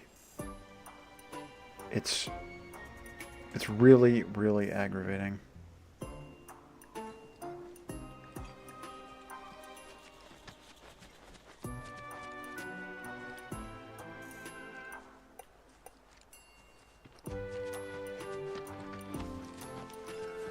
One of the nice things, though, is they won't spot you right away. I have sort of an alert above them, like they have there. After a certain amount of time, if you haven't moved to cover, they will.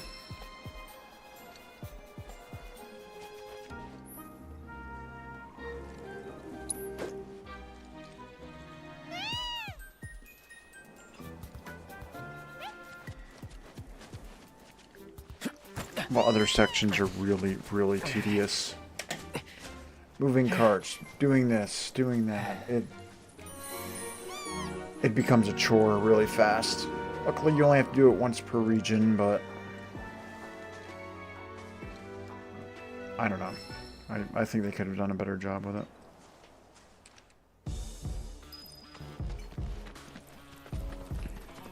At least they are useful for traversal. They're quick to mount up, unmount, stuff like that.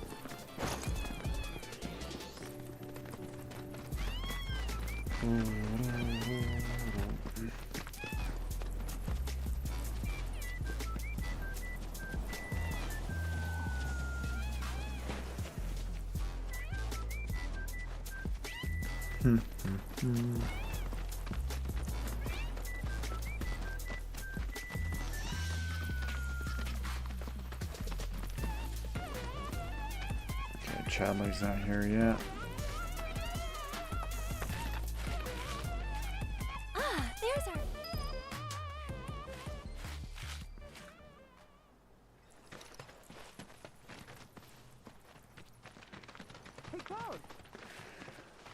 He's gonna be the worst part. Yeah, I remember you. I knew you would. It was an absolute pleasure.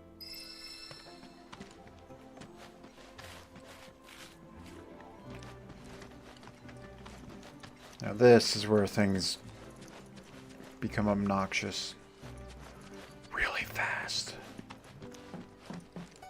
I'd better save.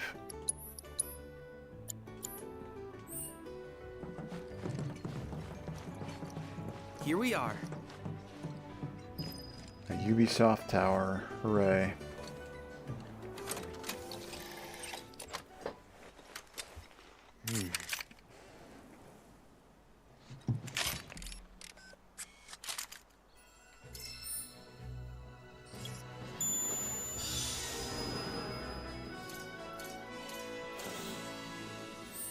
After careful consideration, I have devised a new name for this type of research. I call it World in... Hooray. I hope you'll assist me in return. I will summarize. I want us to become a research party.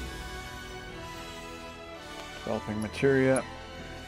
With each piece of world intel you collect, you will... What I ultimately produce, I look forward to finding out. Do you happen to have any questions? Or in terms of developing materia, he just sells certain materia that you can get with These the intel. communications towers they scan for all matter, which in turn, such as long... Should you happen to stumble, I must urge you to proceed with... Do you happen to have any questions about world intel? With a special pair of goggles, you can do battle in a virtual arena. Get past that. Which particular task would you... Life spring surveys. Simply put, life springs are formed... While it is normal for creatures to adapt to their environment... Yep. In certain remote areas, fragments of planetary wisdom... Ah, yes. I was hoping you would ask. Do you happen to have any questions? Nothing. In that case, with your activation of... Though hardly which of these would you like? So you can buy these from him. But again, you need the world intel, which is stuff at the bottom. Morph. I never really liked Morph. I tried using it, but enemies have to be just a sliver of health before you can use it.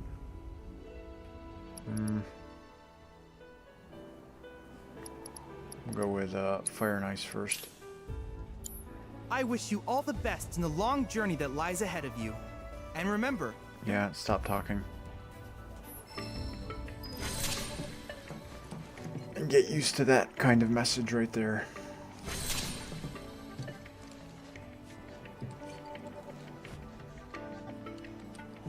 Alright, so this is where I have issues with the game.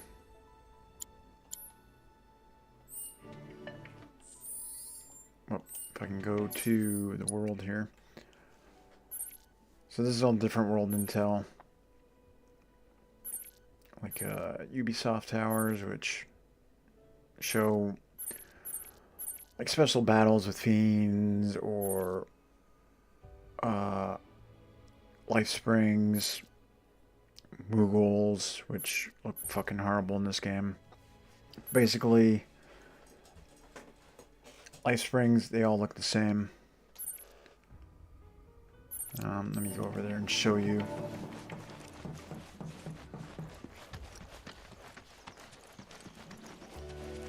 Come back to Pico in a minute. It's better if I show this.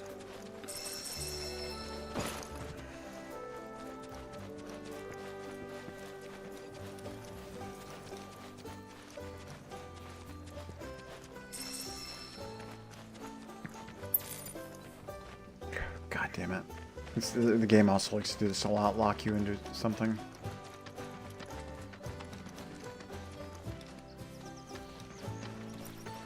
Can't talk to anyone yet.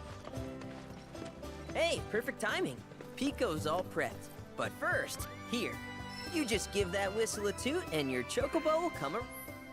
Thank you. So, who here's never been on Chocoback? I haven't. Why don't we take a few laps?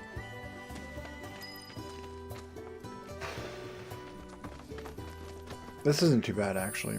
Chocobos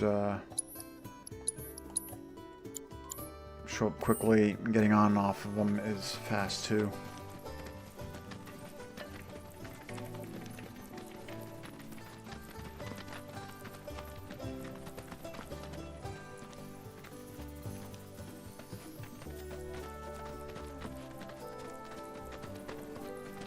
I actually forgot how I completely forgot how restricted the whole start The gold saucers, starting they're a big area is.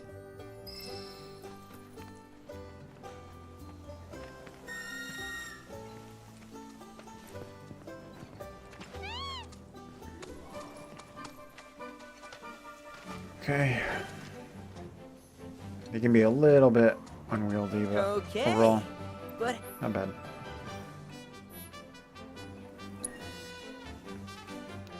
Get rewards, beast talons, items, stuff like that when you complete these.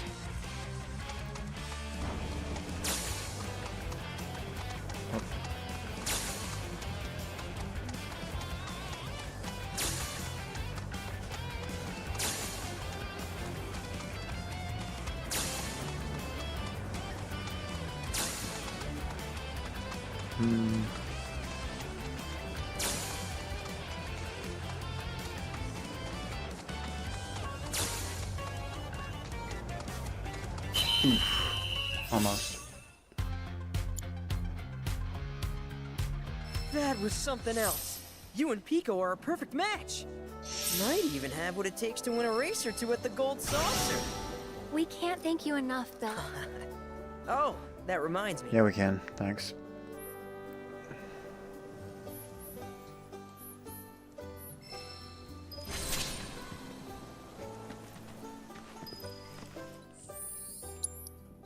Okay, so this is where I can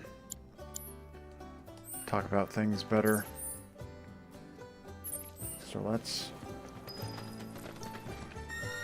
call Pico. Nice too is if you dismount off them, they stay in an area. But yeah, they respond quick.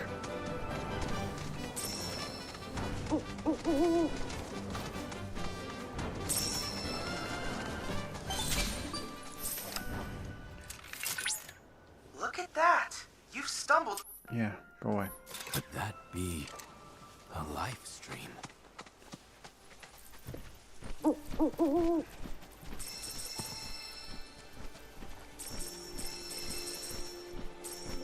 So they do have a lot of materials near them, but it's kind of a one-time deal. And when you've seen one, you've seen them all. They all look the same. And you have to do this exact same easy minigame for every single one. They aren't different per region. Minigame doesn't change. It doesn't really give any benefits. And all this stuff, you're going to see that every time. And you can't move during it at all.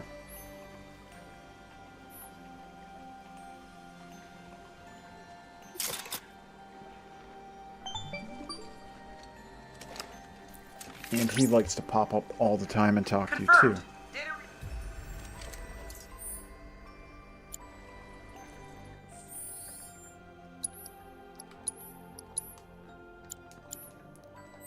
And this applies to towers, to like really everything.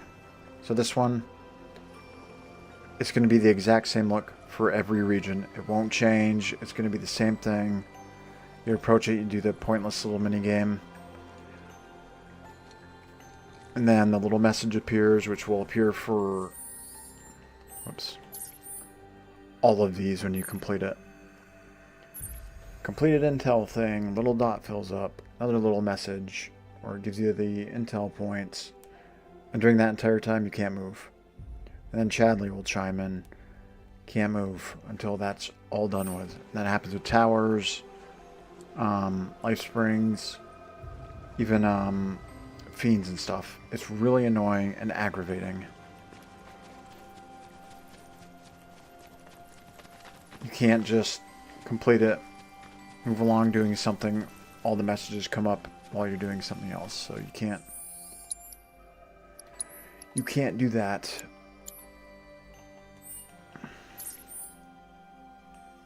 Towers are all the same too. You'll climb, activate the thing. Again, same thing, message. He'll talk to you, blah, blah, blah. And completing all of those will unlock a special beast in the region. The nice thing, though, about these fiend areas is that you can retry them. So that they'll have objectives. So, I don't know, pressure, stagger, complete it in this time limit. You don't have to complete all three in one try. So if you get one thing, you can retry it. That one thing, or like let's say you get one of the objectives done, you can retry it, and the next try that objective will already be done. You get two. You don't have to. You missed one, so you have to redo all three of them again. So that's nice.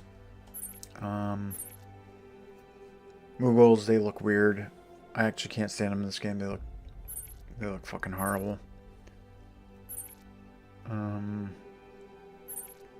Proto-relics for each region have kind of a gimmick to them.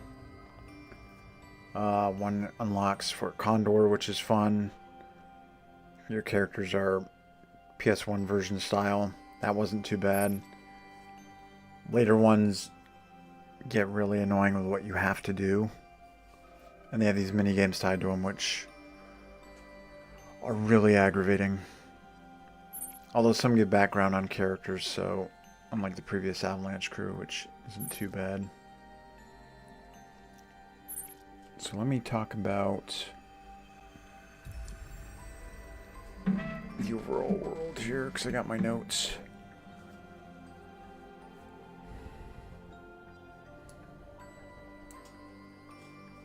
So I'll leave this here right now.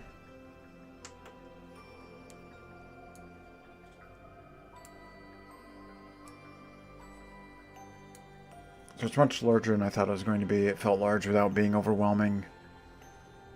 You know, look at the towns, places, iconic things from the original.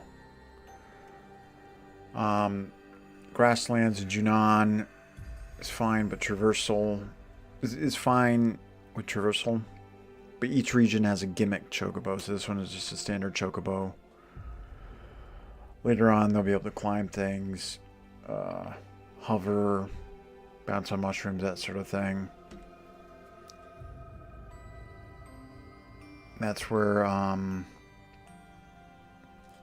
that's in Gungaga,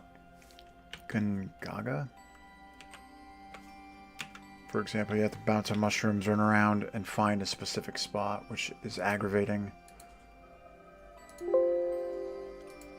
And it's the same for Cosmo Canyon, because Cosmo Canyon, you have to find these lifts that shoot your chocobo up.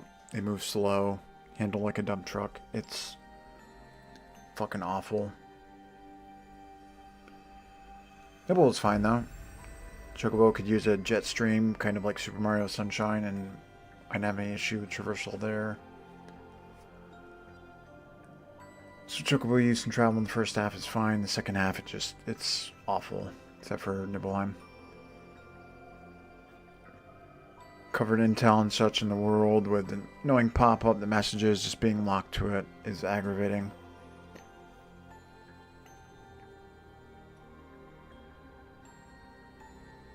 Yep, and climbing towers is annoying. It's going to be the same thing. You plug it in, stuck animation. You can skip the little reveal animation. But again, icon will pop up. Can't do anything. Chandler will pop up, talk to you. Can't do anything. You can't just complete it and move and do something else. And all that time adds up fast. Covered life shrines. Again, every life shrine will look the same in every region. There's no difference. Same minigame. I don't even know why it's there. You should just have to approach and press triangle and it activates. That's it. I don't see what the point of all that is. Fake engagement.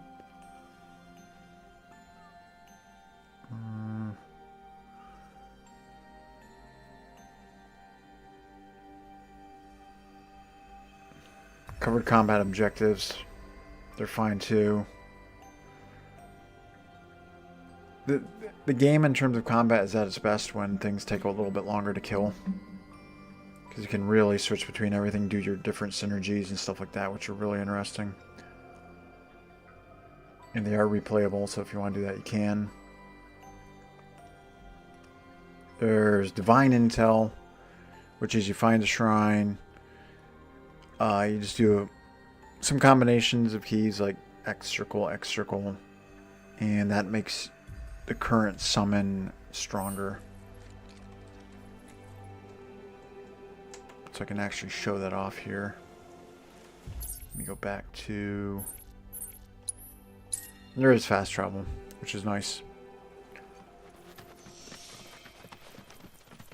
So I'll cover stuff in the combat simulator. I have recreated. I encourage you to Yes, pit your skills Chadley. against the summoned entity. Shut up. You will get tired of hearing him too. And Mai, who's another one. But yeah, so for example, you go to the summon crystals, like I said, you found, and each time you complete one, it makes it easier to you can fight a weaker version of him to get access to the materia. And as you unlock the other 3 crystals, you can make his strength that you use as a materia much better. And all these have different things, so like complete different intel, and then you can get materia, and these have all have their own interesting things, especially with how they change enemy skill materia. So for example, completing this, you'll get the enemy skill Plasma Discharge. A lot of the enemy skills are really fucking good. But they've expanded this. This is fairly interesting. Unfortunately, the summon buffs only apply to the newer ones. So you can't buff Ramu or Leviathan or any of that, which kind of sucks, honestly. I wish you all the best in your ongoing hunt for world intel. And you can't skip that little speech. Let me go over my notes again here. Life shrines. Covered that. Combat objectives. Divine intel. And then, yeah, completing all the intel stuff reveals I think it's the towers or something. Special fight on that map that, again, you can replay. It gives you special materials to transmute. That's also replayable.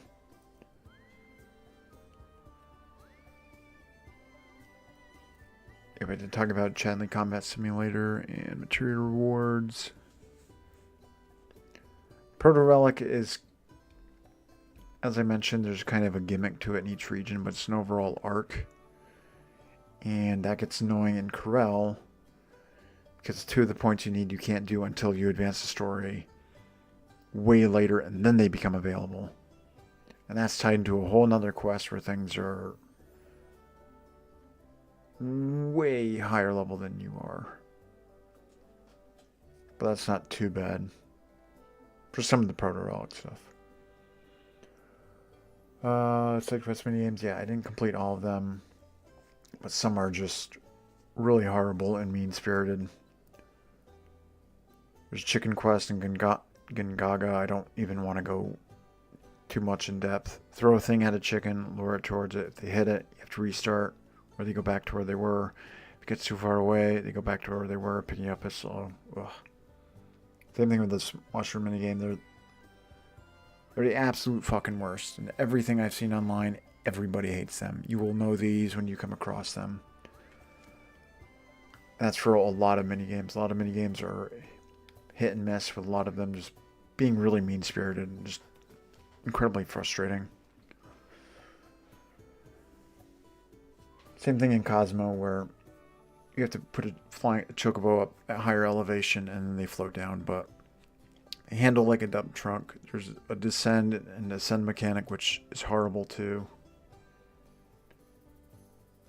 And the only way to reach some areas is you have to find these asinine areas to just go around the fucking map, get up as high as you can, and then use these they're essentially balloons. Can't think of the term that creates an air current. So if you're on the bottom and you want to, if you're on the bottom ground and you want to get up to higher elevations, you have to find a higher elevation, leap off it, use those air current things to get up higher. You can't just go from the bottom up, and it's frustrating. It's a waste of time. It's filler. Gungaga has a similar issue with those chocobos, because those chocobos hop on mushrooms, which, guess what? If you want to get to a certain spot, you have to find where the initial mushroom is to get up. And then, so, I don't know what the best way is. Best way to explain it.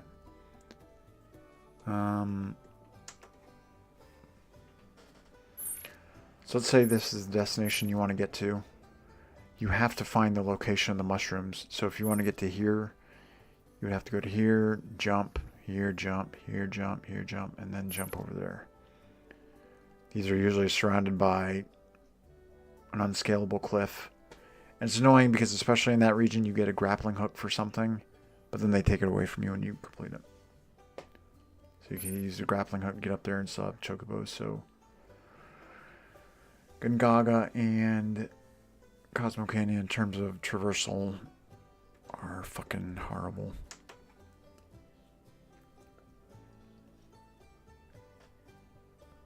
And there are a lot of mini games like that. A lot of them are tied into completing main story quests. So once you get the Costa del Sol, for example, you have to do mini games just to get to the main scenario. Bikini Tifa, by the way, is the best. So you'll start off with a Cloud and Bear, I think. Do some mini quests, advance the main scenario, but then it switches to Tifa and Aerith. Do some more mini quests, mini games, sorry, to get to the main stuff, which is stupid how that's locked behind that. And that's not the only time. That's tied into side quests as well.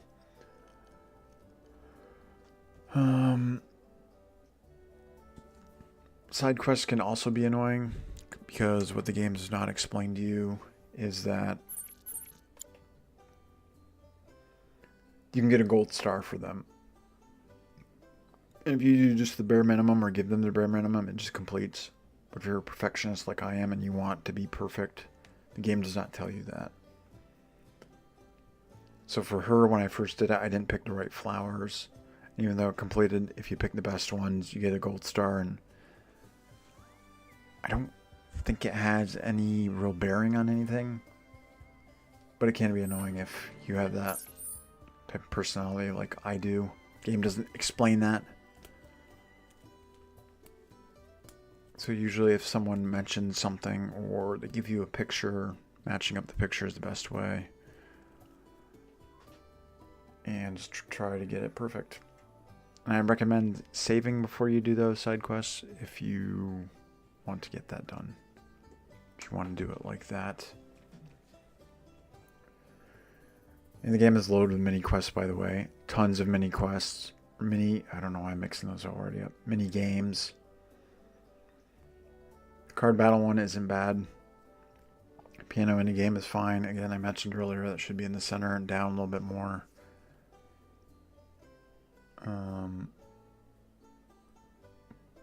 But there are a lot that can be frustrating. If you find one frustrating, guarantee everyone else finds it frustrating. And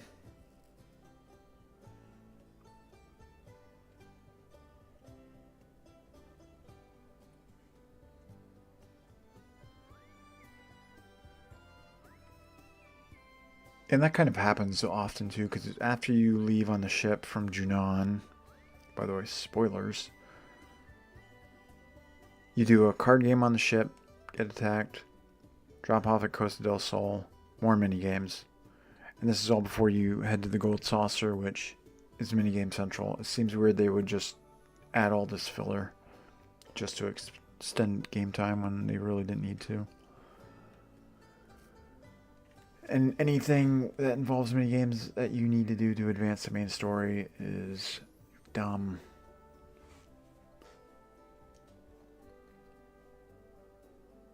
So I think that covers a lot of the main aspects. So I'm going to take a short break, and when I come back, I'm going to talk about the main story. So, be right back.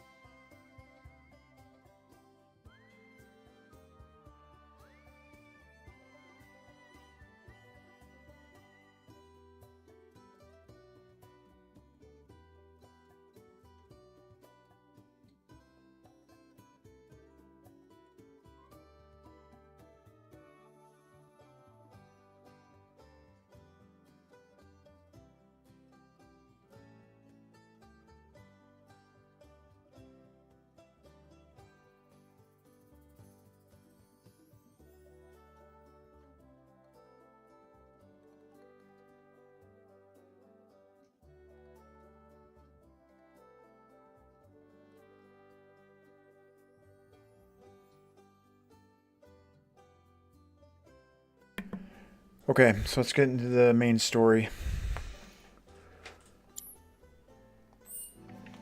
I'm going to leave this here. So I can talk about this a little bit from here. Sorry, it's been rough getting up to this point. I forgot the initial tutorial area was that long. Otherwise, I would have just skipped it and I could just talk about things. But since I already started it, by the way, there will be spoilers, both in regards to characters, story, and stuff like that. So I did want to get all this somewhat explained. Again, annoying in terms of how restrictive it can be. Combat is the best part. But yeah. So yeah, you can go back to any spot once you do a small quest. Whatever. Anyways. Main story.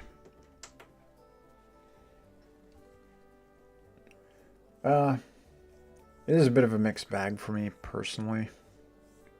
First half is okay for the most part. Second half is where it can kind of fall off a little bit. So let me start off by talking about Sephiroth first. As a character, they've really hurt him, to be honest. They show him constantly. Like when I was in the inn there and about to talk to Tifa, they would have shown him. They show him constantly. They don't just show him here and there, they show him often. And it completely ruins his mystique and him as a threat. If it had been this weird, like, ghostly animation, maybe a ghostly voice, that would have been fine. But it completely hurts him as a villain. So it gets to a point where, oh, you see him, okay, that's Sephiroth. Oh, okay, it's Sephiroth. As opposed to, oh shit, it's actually Sephiroth. Let's see what's gonna happen. You get sick of it really fast. Still a great villain. I'm just less is more kind of guy when it comes to that sort of stuff. So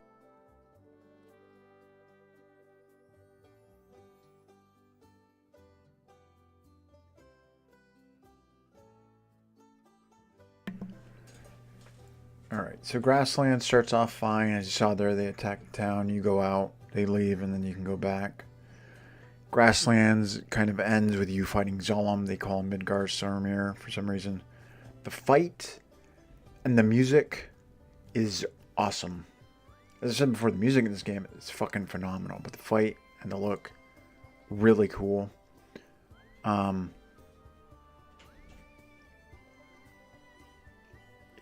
don't know why they changed his name from Zolom to Midgard Sormir. I don't know why they did that. They should have just left it as Zolom. That ends with, again, Sephiroth showing up, throwing the snake out of the water, gets impaled when, again, like I mentioned before, I think not showing him much is better. This one, it shows how he got the snake out of the water, shows how he killed it, and it's supposed to be something the party can't beat. But overall, I do think the fight was really fun. The music was great. And you go through the mines, party splits a little bit, does things, meet the Turks. You get to Janan.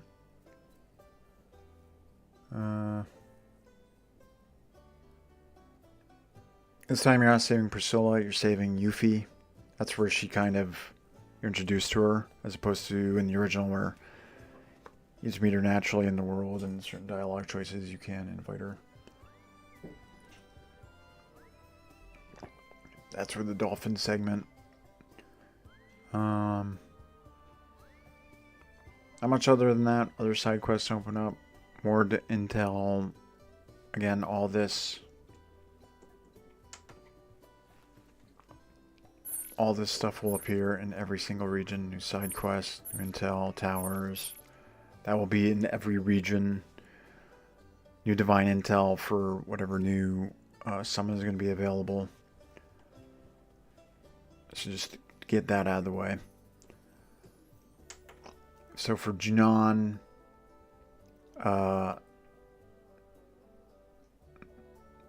So yeah, you kind of have the encounter with that fish. I can't remember its name all of a sudden. That's a fun fight. But, and then the dolphin thing is just kind of a small mini game. Fun little thing you can do. It's okay, you get up. But then that's where the game kind of slows down. You slowly bring a boat down so that your party can get on it and slowly raise it up. Essentially hold, I can't remember, R2 or something. There's a lot of that throughout the game. Padding. It's really aggravating. You could just press the button, watch cinematic, and that would have been fine. You get up to Junon with the military base. And then your party just kind of runs around. A full fucking military base with soldiers everywhere. The most wanted people on the fucking planet. Nobody cares. Eventually you find uniforms because you have to blend in for the marching segment so you can get to Rufus, because I think that's who you're after initially. Talk to or whatever. So you do a whole mini game there, which is kind of from the dance segment from Remake, where it shows you like press this button, and the colors like this, press and hold, and the colors like this, tap it fast. But before that, before that, you can you have to go find these groups, different groups. Like soldiers, officers, flamethrower guys, put them together, do the marching thing. It's all, you know, whatever. It's not a big deal. And the whole marching thing is a mini game of like tapping things in certain order, stuff like that. Not bad. I don't mind it. I do hate how, again, you're watching the icons. You're not actually watching what's happening. So I think that hurts it overall. And some of those button prompts appear off screen at the very last second. So I kind of wish it was further out and you could see everything. And the buttons kind of be your peripheral vision while still paying attention to what's going on.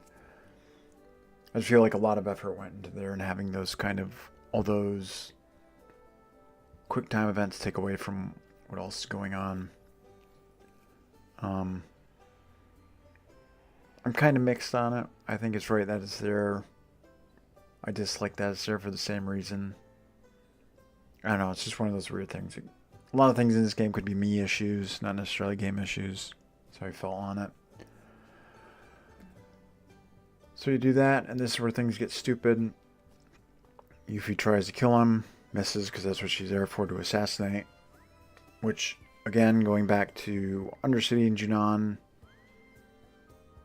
the boss lady tells them that you're there so she can collect the reward. They fail, and then she gives you the reward money she got. It's a mess. Anyways, Yuffie tries to kill Rufus after he's willing to let everything go, and you're going to be all fine. You just have to help him stop Sephiroth or whatever. If he tries to kill him, that throws it all into disarray. So instead of just arresting the people in front, everyone starts running around. Who did it? He doesn't order them to arrest the 3 people in front. You run off to the side. Your squad goes, "Hey, Commander, we gotta find those guys who are apparently disguised as us." And they follow you around and help you fight other soldiers. I'm not thinking this guy with a giant sword might not be one of them. It's fucking dumb.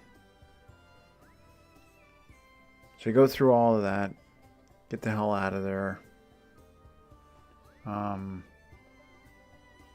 can't remember the boss fight for that chapter.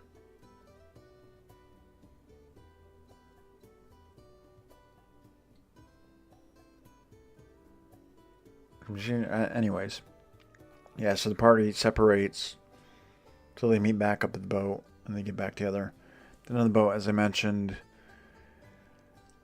card tournament, which is okay. It's not bad. But again, you still need to do it to advance the main story. Ship gets attacked. Crew members don't get killed. They just get knocked out by all the fiends. You fight Genova, which is good. I don't have an issue there. And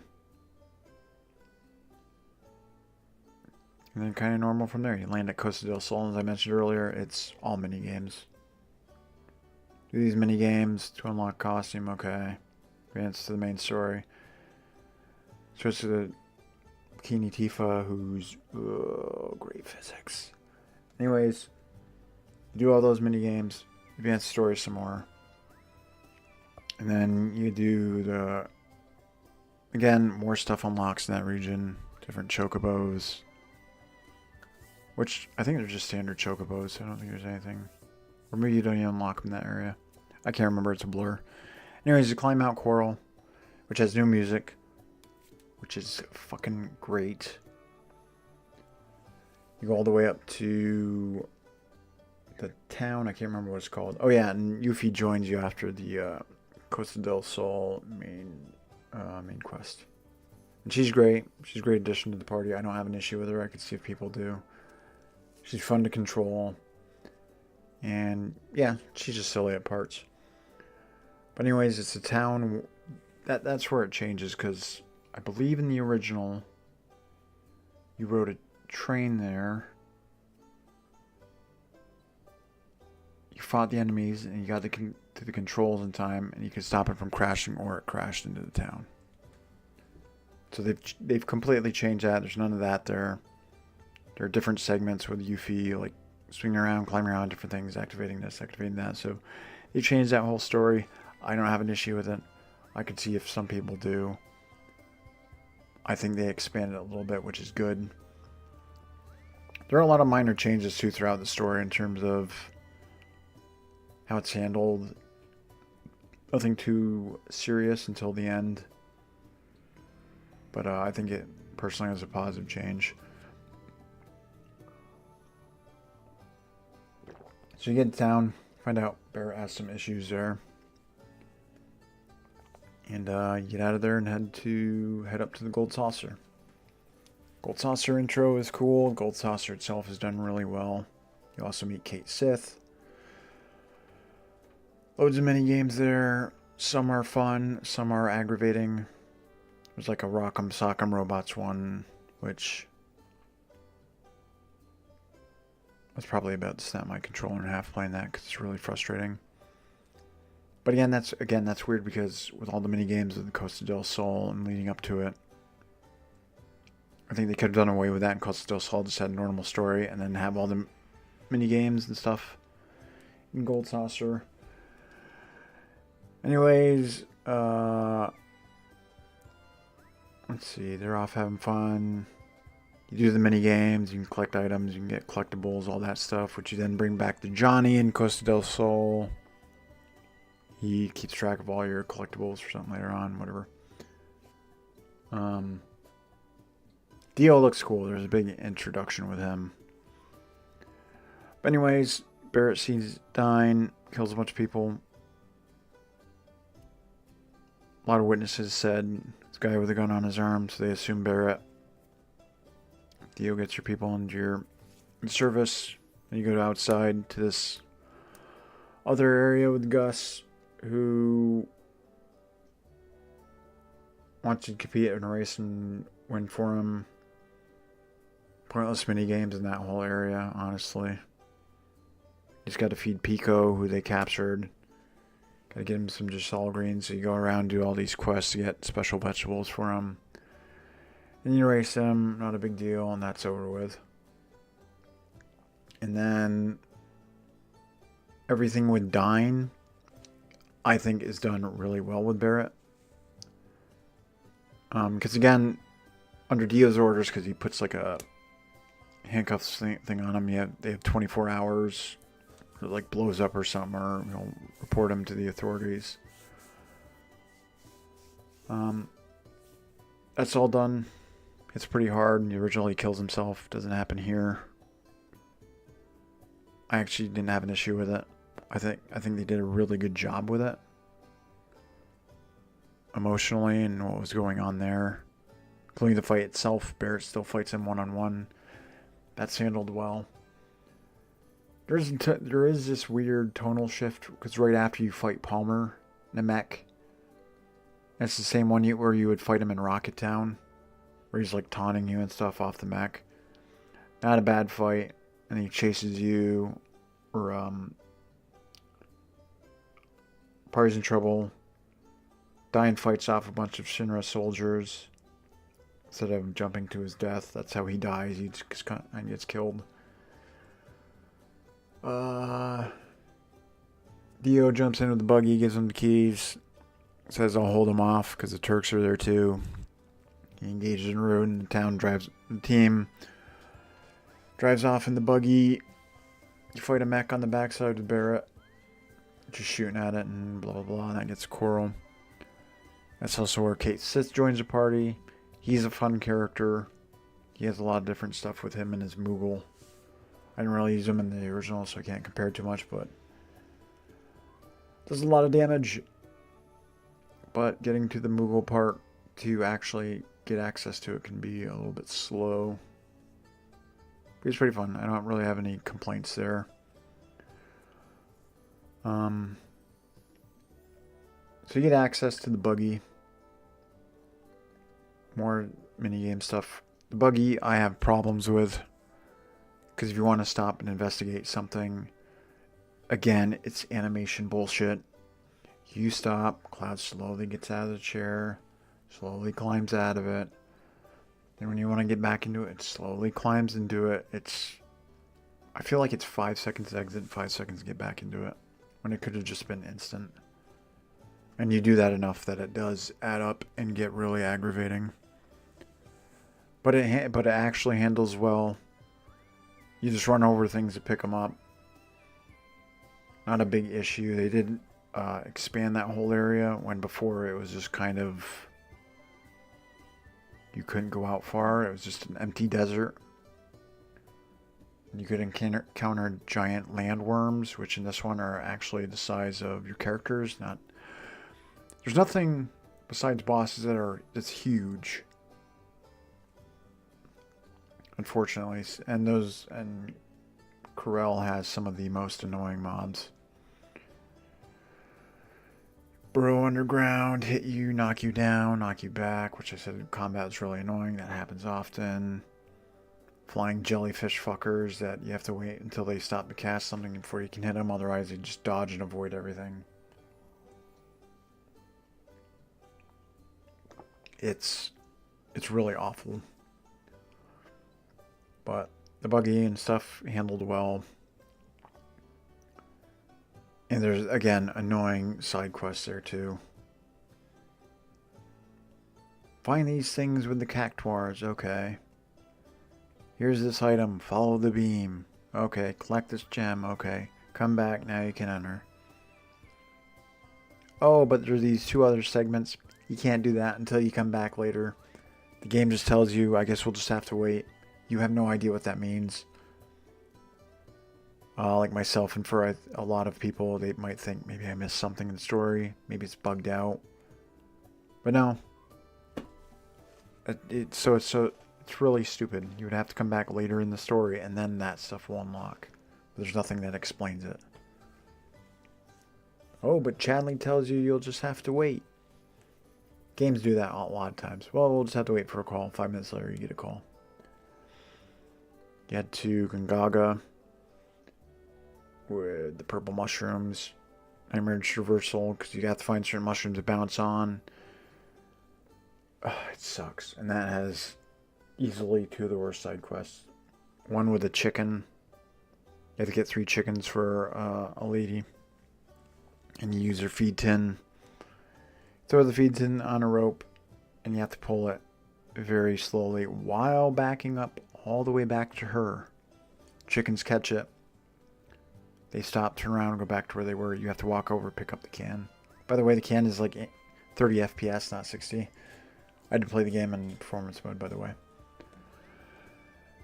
So if they hit the can or get to it, they turn around, start to walk away. If you pull it too far away, they lose interest, go back. Some charge it. It's, oh my god, it's the worst. And then the third one, you, again, these feel, this is where these quests feel mean-spirited. There's no way anyone thought that would be interesting. Where you still go through the minigame of dragging it, slowly pulling it. You pull it out of this certain area to a stop, to a point. Mini boss drops down, you fight the mini boss, scares the chicken away, back home. To then go all the way back, she thanks you, and then you have one of the chickens for dinner. It's all pointless. And just incredibly frustrating. And then there's a mushroom quest where you have to pick perfect mushrooms. The minigame is the mushroom will have gives in a certain way. So if it gives really well in one way, you tend to want to pick that. And then certain positions of it will be a little bit stiffer. So you want to go from the parts where it moves, has the most give, all the way up to the part where it practically doesn't. Problem is, it doesn't fucking work.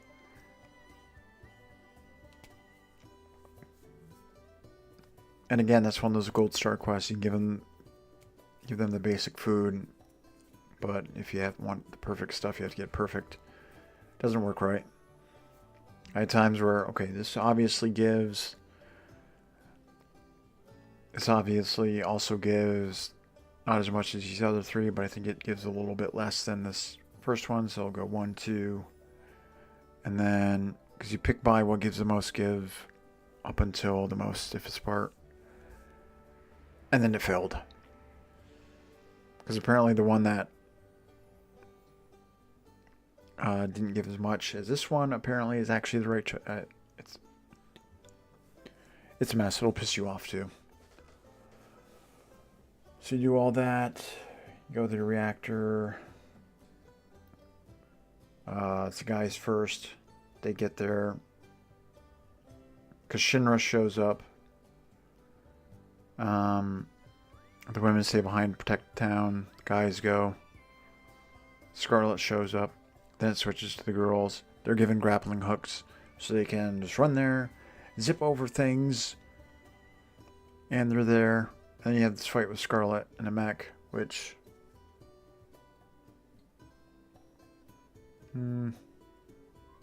wasn't too bad. Again, a lot of knockdowns, knockbacks. Tifa gets devoured by, I'm going to call them mini weapons. I don't think they're meant to be main weapons. Because there are weapons in this game they talk about. I think they're mini ones.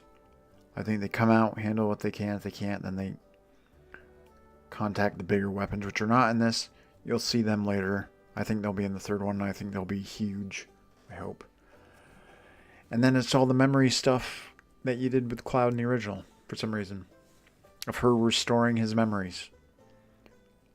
So it's very early on. Doesn't solve anything. Doesn't restore his memories. It's just, she's in the belly of this thing. She's seeing her memories. Seeing how he was.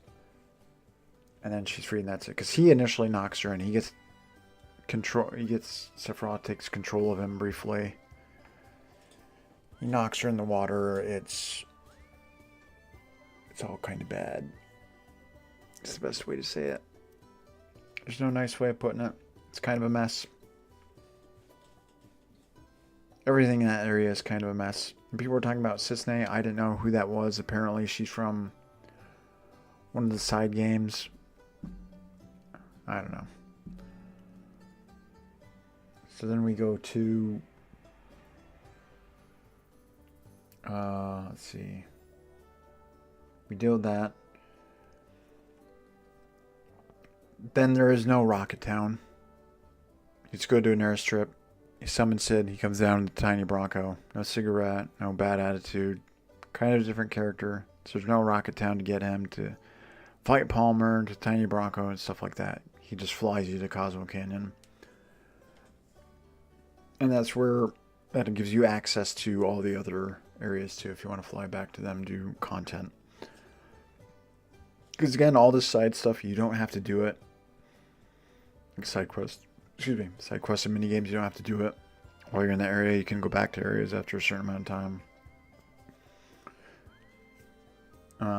Get the Cosmo Canyon. I mentioned traversal. I'm not going to mention it again. It's fucking horrible. And there's even some many side quests tied to some racing things, which is terrible. Chocobo handles like a fucking truck. The things you have to fly through don't always register. It's slow. It has fun, upbeat music, but it's incredibly slow. And to get back to where, and you're essentially to fly and float, you press and hold down R2. And you have to do that for this whole course. And it can cramp you up real fucking bad, especially if you miss a lot. Some things are it's aggravating. Luckily, you don't need to get perfect on the races, but again, if you're trying to go for a full completion, it's really annoying to get done. And then this is the problem I have with Red. Because when he gets there, he completely changes. His voice changes to that of a kid. He acts like a kid. This wise, well-voiced character is completely changed. It's awful. And it continues for the rest of the game. I wish there was just a simple option to have him keep his regular voice and attitude, but, you know.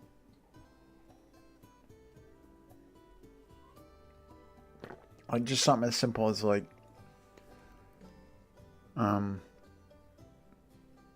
hey, could you go back to your old voice? I got used to it. Yeah, sure, I can do that. Hey, I was just getting used to your new voice. You want to use that? Yeah, sure, I can. And it's pretty horrible. A lot of what I've read, a lot of people dislike it. It's very jarring. Essentially the equivalent of if Darth Vader just halfway through the trilogy just started sounding like Mickey Mouse. It's weird. Bugenhagen is kind of a prick. He doesn't believe anything the party's told him. He's kind of an asshole towards Tifa. It's like, yeah, I don't believe you saw weapons. I don't believe you saw anything. I don't think you know what you're talking about. Get the fuck out of here. So that's a bit jarring. The whole live stream explanation stuff is done well. There's this side quest here that kind of shows a little bit more backstory in the Avalanche crew, which is nice. I didn't do it because that's tied to a fucking another mini game that is terrible, where you control robots and you switch between them and you have to pick different resistances and things. Horrible. I'll probably do it another playthrough. Yeah, I didn't do a lot there because at this point I was like, I need to just focus on the story. So again, I just did the Divine Intel.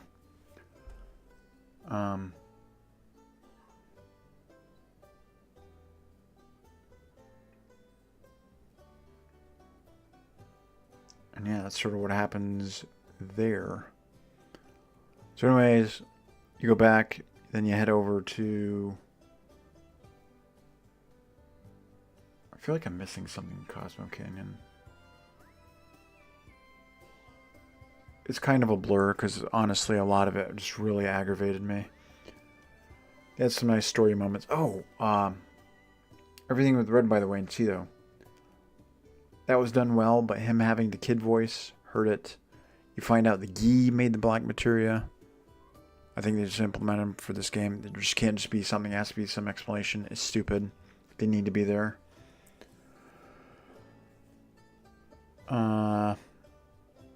Yeah. So then the crew heads off to Mount Nibelheim. Oh, and by the way, at Costa del Sol, you have a fight with Hojo.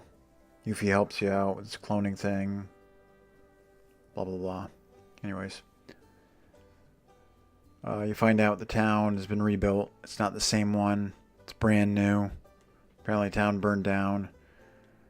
That's all kind of changed from the original. Again, some mini games or some side quests there. One you get her cat Fluffy, which she mentions. His kitten's back. Not bad. But then you have to play the piano. I don't get it.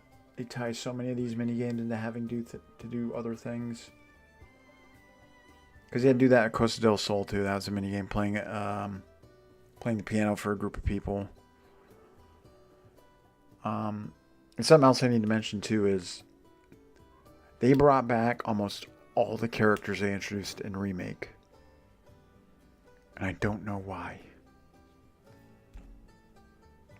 That dude from the dance mini game, the madam that massaged his hand, the gym dude, they brought all of them back. There's this huge reliance on these side characters like Kiri or whatever her name is.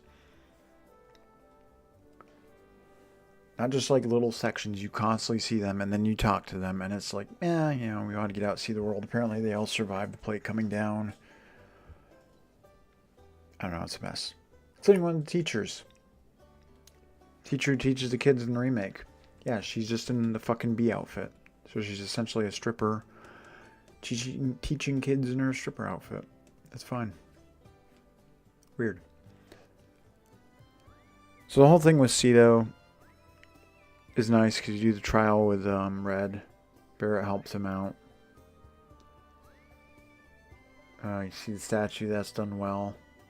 Again, you know, I'll make you proud, Dad, while sounding like a fucking kid. I don't know. So again, they had an evil. Find out it's a brand new town. Oh, and by the way, throughout this whole story, they've been following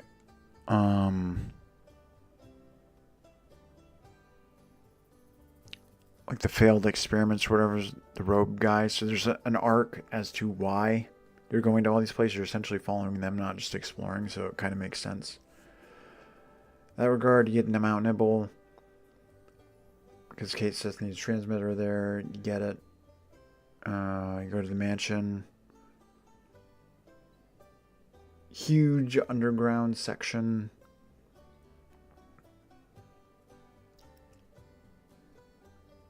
I see some Cloud Tifa go there. Oh, that's right. They go up to the reactor. They have the pipe section from before where you fight Materia Keeper. Materia Keeper not in the game. That first Materia Guardian or whatever you fought at the beginning. That's in it. No Materia Keeper though. Which kind of sucks. That's where Yuffie finds out the Wutai and Shinra are going to war. You find dead bodies there. And not much. The whole area, unfortunately, feels like filler and kind of hurts the main story overall. Get the manor, go down there. The whole thing with Kate Sith just overstays its welcome. There's this whole section with him throwing crates to activate levers to hit buttons. Even though you have Barrett and Aerith there, and the lever's just high enough where they could pull and reach it.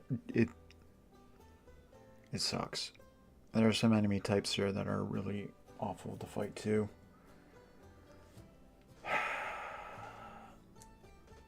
Again, everything in the second half, starting with Costa del Sol and onwards, it's painful. Chocobo side quest there though isn't bad. Like I said, they had that Super Mario Sunshine kind of thing that jacks them in the water, so you're kind of flying properly. You can glide down. Handles really well. I like that aspect of it. Side quest with Sam and his parents and all that, blah blah blah. Again, I didn't do a lot of those because I was just focusing on the main quest mostly. But yeah, Chocobo handling in that area was fine. Let's see. So you get the transmitter. Tells you where the temple is or whatever, who has it. He tells you that Dio, so you gotta go back to Dio. Take the Bronco. Bronco breaks down, crashes into the water. You get left off at Costa del Sol, I believe. I can't remember. I'm drawing a blank there. Anyway, you go back to Gold Saucer. Dio's beat up from his fight with Rude. Tells you that everything's on the line, so you got to compete in a tournament, which involves fighting a bunch of enemies. Cornello, whatever his name is. You fight him and Abzu again. Then you fight the Turks again. Then you fight Rufus, who is a gigantic pain in the ass. He can dodge everything you do, counter you. He's incredibly frustrating. All that section isn't bad. There are more mini games that unlock too. I'm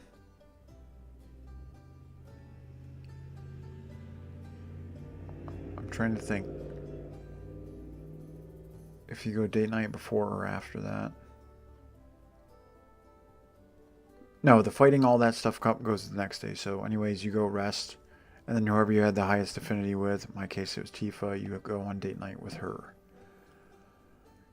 So you compete in the Loveless Play, which is like a mini game now. You're actually involved in it.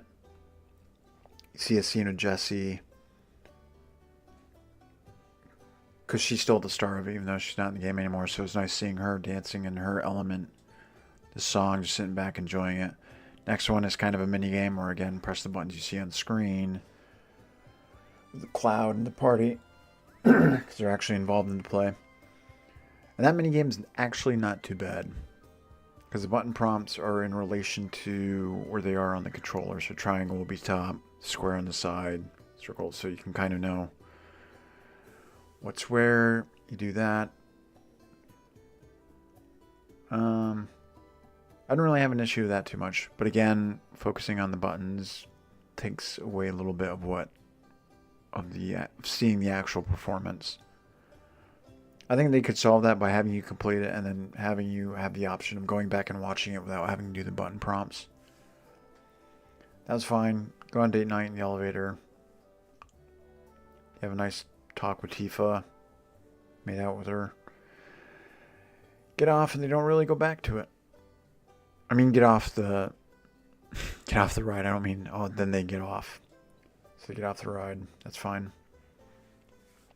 Although Rebirth does this serious job of really trying to put Aerith and Cloud together, and it's very off-putting. Especially with the way things are with Tifa. Sorry, he belongs to Tifa. Aerith loves Zack. She belongs with him. And during all these moments, by the way, all these different boss fights, you have these short segments with Zack. They're like 5-10 minutes, not a big deal, and then it's over with. It's advancing that other world, multiverse shit. I'm just going to kind of concentrate on this. So again, you had the fight, because Dio put up for grabs the whole gold saucer. If he loses, Cornelio gets the gold saucer, whatever, anyways. So you do all these fights in a row, Gauntlet, you fight the Turks again. Fight Rufus, who I said is really fucking annoying. That's where Kate Sith betrays you. He gives the orb to the Turks, which will lead to the temple. Going back to the manor, which I forgot, after the whole thing with Kate Sith, you meet Vincent. Sid and Vincent are not playable, but anyways, you free Vincent from the coffin. You have a really cool boss battle with him. He says he has problems with Sephiroth, but goes back in his coffin. So anyways, he joins you back on the Bronco before it breaks down, crashes in the water. It says, you know, your enemy is essentially my enemy. Kate Sith betrays you, gives the orb to the Turks. Because again, that's where you're going back. Dio had access to it. That was the trophy. So while you do the battle, pretty much the whole party says fuck you to Kith. K-Sith leaves him. Turks had the orb. You don't know what to do. Vincent says, well, I know their radio communications because I used to be a Turk. So if you can get me an old communicator, I can tell you where they are. Turns out Tiny Bronco has one. He knows where they're going. So you go there.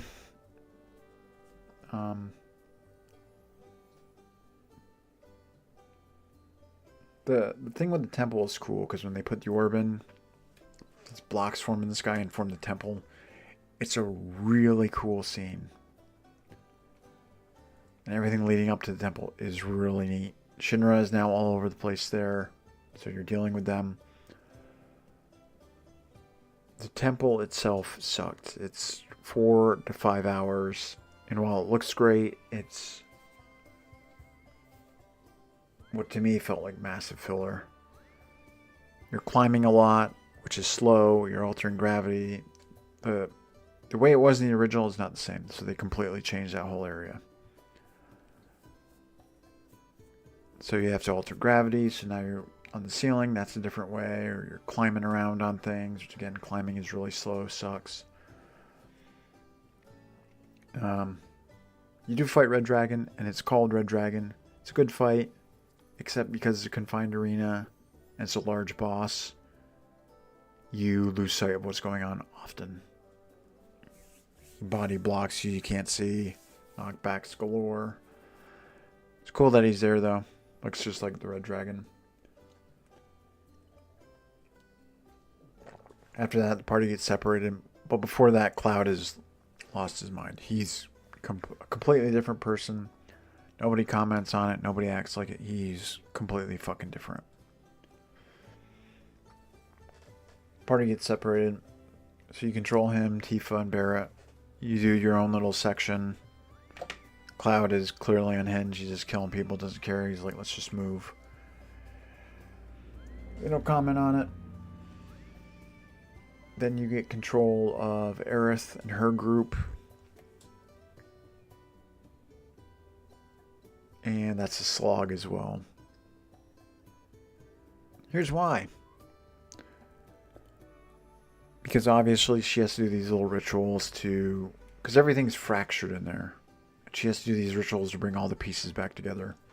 You've seen it in 1,000 games before. It's nothing new. But she needs energy to do it. Life stream energy or whatever. Which she gets from killing things. I mean, you get this little bar that fills up. She can get different buffs in battle. So like regen, magic attack damage, the more full the bar is.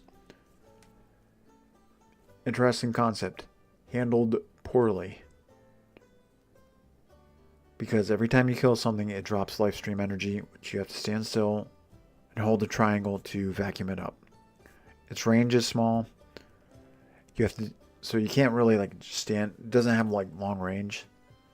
So even if you're in between two and they're fairly spread out, you might just get one of them and you have to do it. Each time it's approach it, prey icon appears, press hold triangle for a couple of seconds, vacuums it up. You do that a lot. You can't just run over it and pick it up. It doesn't magically just magnetize towards you. It's annoying. And the little buffs she gets from the full meter mean nothing because you're fighting basic mobs. And they don't stick around, and the buffs don't stick around. Because you have to spend that to fill up these other things so you can restore that area. It's horrible. Like the pace dies there. Again, it looks great. You can see certain areas that were tied to it. It's a fucking horrible area. So anyways, Cloud and his group are fighting the Turks. Both groups meet back up. Cloud's about to flat out kill one of the Turks, Lena. Tifa stops him. Nobody comments on it. So they just go about their way again. Then there are these trial segments, so you think, okay, so each character besides Cloud is going to do this little trial. They have to do their special abilities. Not really. It's just they're reliving like the worst trauma and they've experienced in life. So Barrett's losing his wife, seeing what happened after the reactor. Oh, by the way, they do explain how Dyne and Barrett lost his arm. They were getting attacked by Shinra and the reactor exploded. Barrett was holding his arm and Scarlet was shooting in with 0 recoil. And while they don't show it or show any blood, you can tell she shot both their arms off.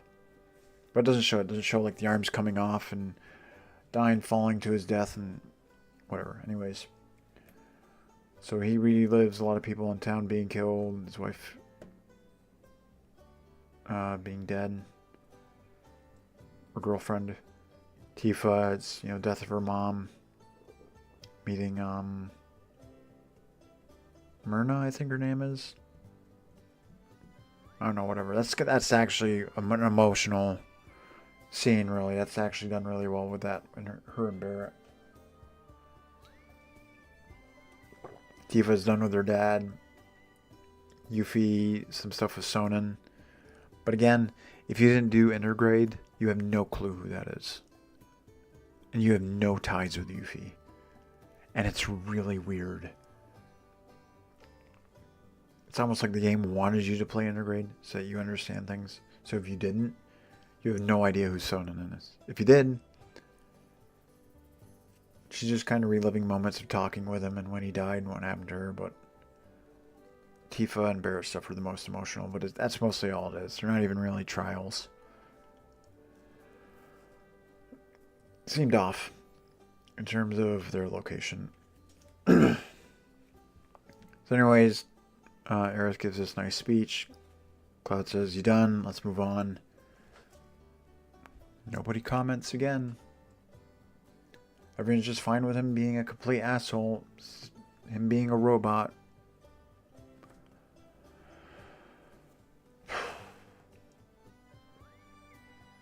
Yeah, so a lot changed from the original in regards to that. And I'm not really a purist, but I hate when things change just to change. And common sense things aren't brought up. So that happens.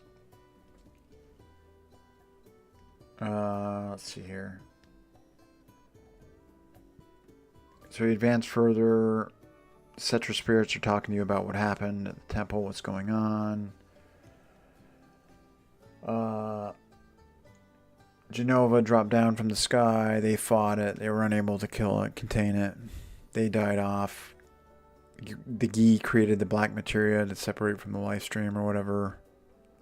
They want the black materia to blow up the planet, kill everybody, which would free them. It's dumb. I feel like I'm missing something else.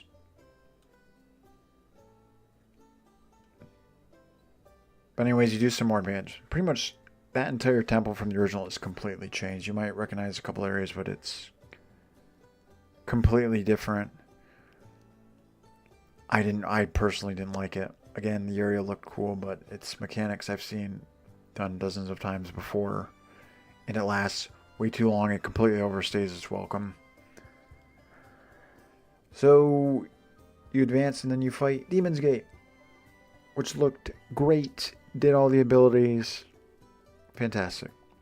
2 actually. Which I think it was New Threat Plus or something, which was a mod for the original Final Fantasy VII, which shot up the difficulty drastically for everything. So you fight 2 of them. I don't have any complaints there. That's really cool. Again, the music really kicks in. It's an awesome experience for what ends on a lousy fucking area. So anyways, you go to get the materia. If you grab it, temple falls apart. So you get the black materia, temple starts falling apart. Kate Sith just shows up after running from all over the place. Holds it up, apologizes, yada yada yada. There's no Marlene kidnapping story or anything like that. And because it's just a toy, you're supposed to feel something, but when he does sacrifice himself, because as this pedestal is lowering, the temple's collapsing, so he's holding it up to buy time for everyone to run out.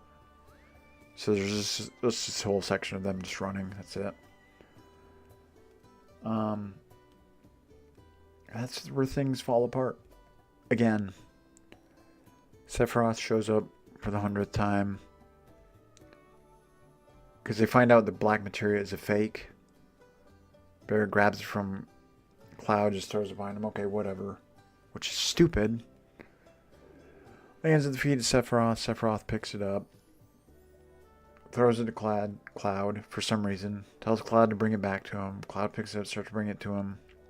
Tifa tackles him. Black materia goes over. Aerith grabs it. Aerith runs across the branch, get away from Cloud. And she says, I trust you, Cloud. Gives it to him. Even though, again, during this entire time, he's unhinged. It's not him. She's like, I trust you. He grabs it, turns around, hands it to Sephiroth. He wakes up. Whoops. Cloud wakes up because he has a memory of when he first met Aerith. As she's about to fall, he grabs her. Sephiroth now with the black materia. It's making me think on something that's kind of weird. Anyways, I'll get to that. Slashes the root or whatever was holding them up. They fall, and then it just goes off rails. Apparently Cloud and Tifa wake up, or Cloud and Aerith wake up. They go on a date.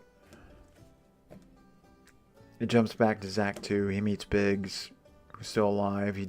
Biggs is going to destroy the reactor, but it's already drained. He's in a doomed world, and then he just gets shot and killed like that. Oh, and by the way, Wedge, when he got thrown out the window in Remake by the Whisperers in Cosmo Canyon, they just show him falling, and he dies. It's this weird moment where it feels like it's played for laughs. It's stupid. Biggs just gets shot and killed by Shinra troops, and Zack's just like, okay, see you later, and he hops off the side. Awkward stuff, and just really bad storytelling.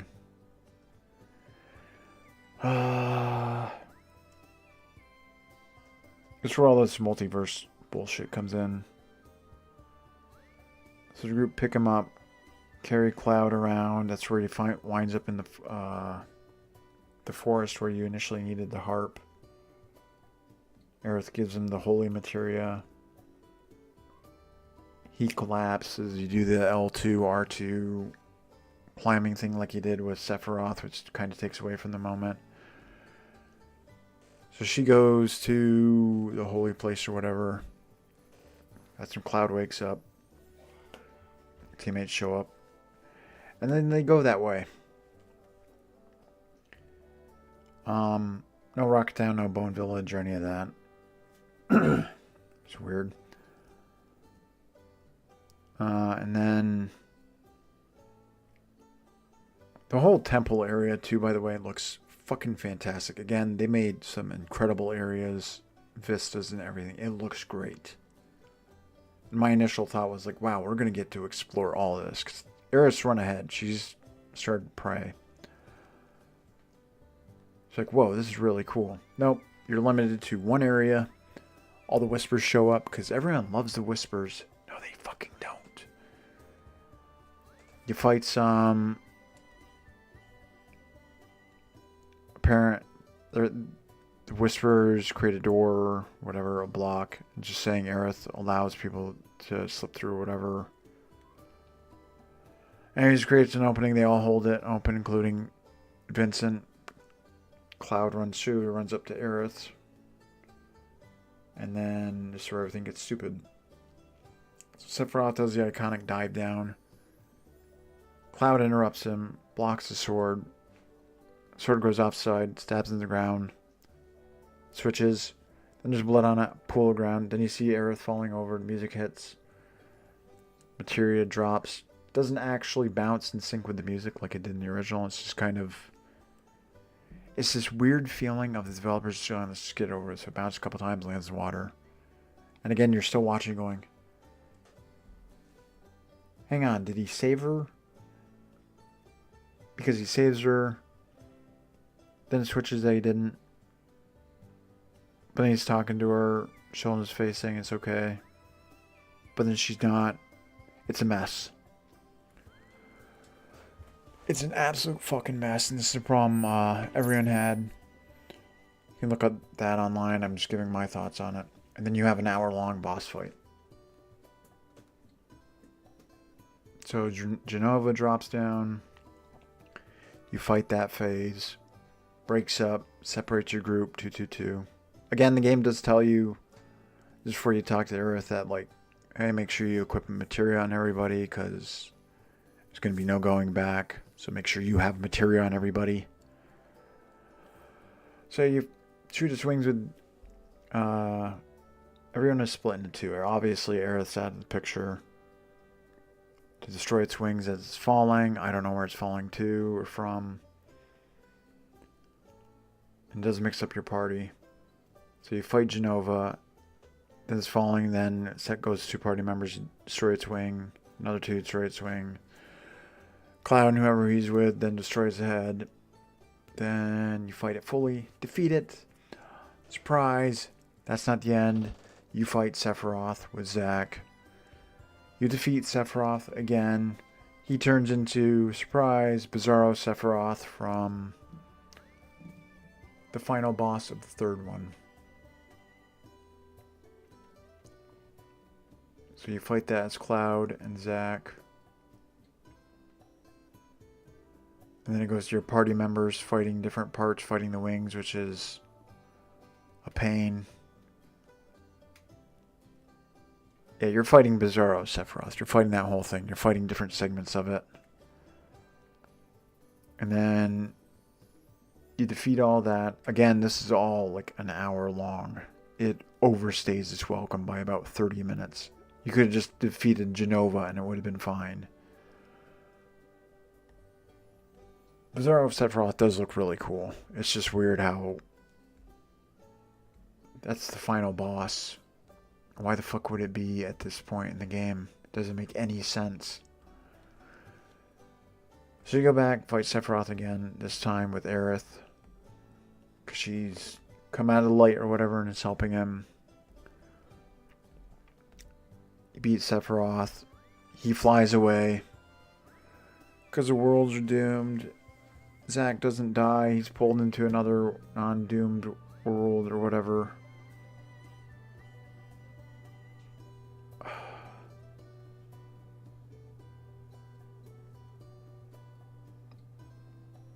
It's really fucking bad.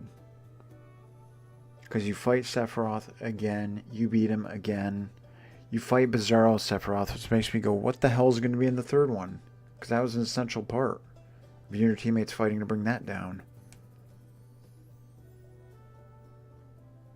And its ending is, I think, worse than Remake. So this doesn't make sense. Also, by the way, Sephiroth controls all the bad whispers, the black ones for some reason, compared to the white ones, which are apparently good. It's a mess. It's not fun.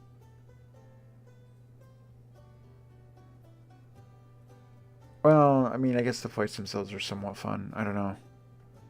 It just feels out of place, and it just overstays its welcome by a lot. You could just fought Genova, had those sections, and I think that would have been reasonable. But fighting Sephiroth again, beating him again, fighting Bizarro Sephiroth, beating him again, and he just flies off. It's ruined him as a villain. It's nothing like the original. And it just makes me go, so what the fuck's going to be in the final part? Is it going to be this 30-phase boss fight? It's going to be 2 hours long or something? If you fought him... If you played the end of Remake, it feels a lot like that. Especially with fighting Sephiroth. He's a nothing burger right now at this point. So anyways...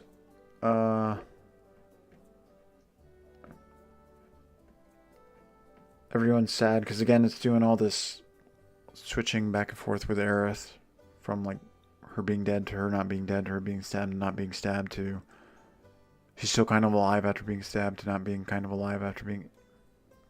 It's fucking horrible. They took an emotional, reasonable scene, complicated the shit out of it. You also don't see her get stabbed. Somehow she gets stabbed even though the sword's nowhere near her. It's off to the fucking side. It's awful. So anyways, the group there is sad. Cloud looks over. There's Aerith. So apparently he can see her, the others can't. Which is more complicated. So they move on. She says, I'll see you out. They're repairing the tiny Bronco in a field randomly somewhere, which again doesn't make any sense. Aerith kind of teleports between people. They're all sad over it. Cloud at one point picks up the holy materia. Or it's clear now or something. Puts it back. But then he has the black materia on him. Which doesn't make any sense.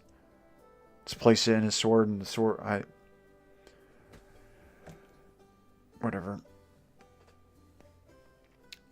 And then, I'm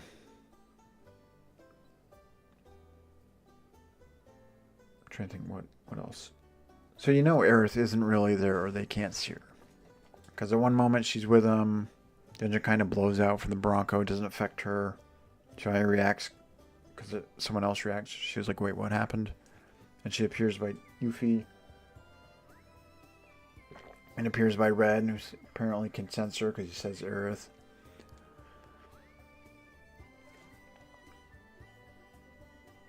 Cloud tells everyone don't look up because some Aerith told him earlier, so they do look up, and he says it's just an illusion. So the comet's still coming.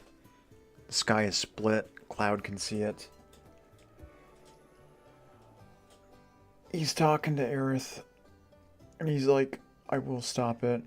She does her little promise thing, and she's in trouble. She'll throw up smoke. She says she's going to go back and pray, make sure it's okay. He's like, are you going to be safe? She says yes. He says, if not, I'll just throw up smoke. It's kind of a funny scene, but it's just weird stuff. That the spirit of Aerith is another world Aerith that only Cloud can see. Because again, the sky is an illusion. It's actually torn. She says she's going to do everything to stop the comet. He goes, good deal. Gets in the Bronco, flies off while she stands there. Oh, by the way, at the Loveless thing, Aerith does this the song that was in the trailer and stuff, done really well. But yeah, that's how it ends. They took a really simple, emotional scene, complicated the fuck out of it. It's this really long, annoying boss fight that took iconic stuff, and again, you're left going, what the hell is going to be left in the third one? Because you fought Sephiroth at this point twice, beaten him twice. Actually, more than twice, like several times. He comes throughout the story multiple damn times. And again, Cloud having the black materia, I thought Sephiroth had it last. I don't know, and there's so much more. It's just awful what they've done. There's a lot of filler in the game. A lot of quests are mean-spirited, especially with the minigames, side quests. The main story has good points for the first half, falls off after that. The combat is the best part of the game. I think the combat is still really good. I think the characters are still really good. Like the combat again is really fun and enjoyable for the most part. The characters, how they interact with each other, voice acting is all done really well, except for the red stuff.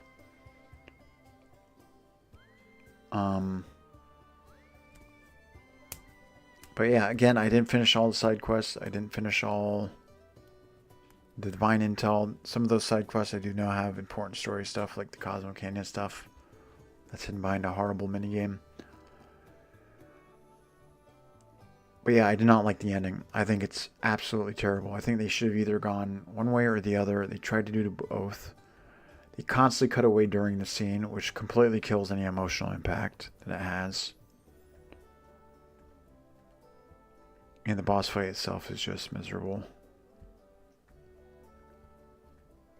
It's hard to say. It feels like they want to throw their own spin on it, and it's just a mess. I don't like this multiverse shit in anything.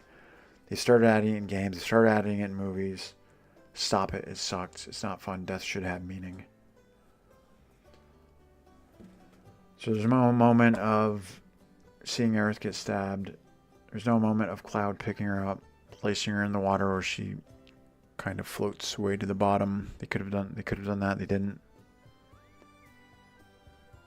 It's just really confusing. I think anyone playing that didn't play the original playing this will be fucking confused out of their minds too. Zack's still in it, by the way. He's saved last minute, so he's going to be back. He's in another world, probably the one where Aerith is alive. So he's getting dragged along. It's a terrible ending. Anyone that's played it, I just don't know. The story has good points. Again, the first half, and then a lot of it just falls apart at the end. Because they're telling you things that you shouldn't know. Things that had a lot of impact in the original are kind of gone. In terms of story. Like in terms of the temple, like nothing actually happens with Cloud throughout the whole thing. He's not possessed, he's not being affected. It's not until you get the black material that he's then taken over and handed us a big what the fuck moment. And then his mind is completely messed up, and that's where all the Tifa memories come in and bring him back. But that's not here, because we had Tifa memories earlier, which didn't lead to anything. And Cloud is constantly being controlled, and nobody mentioned it, bro. It's... ugh.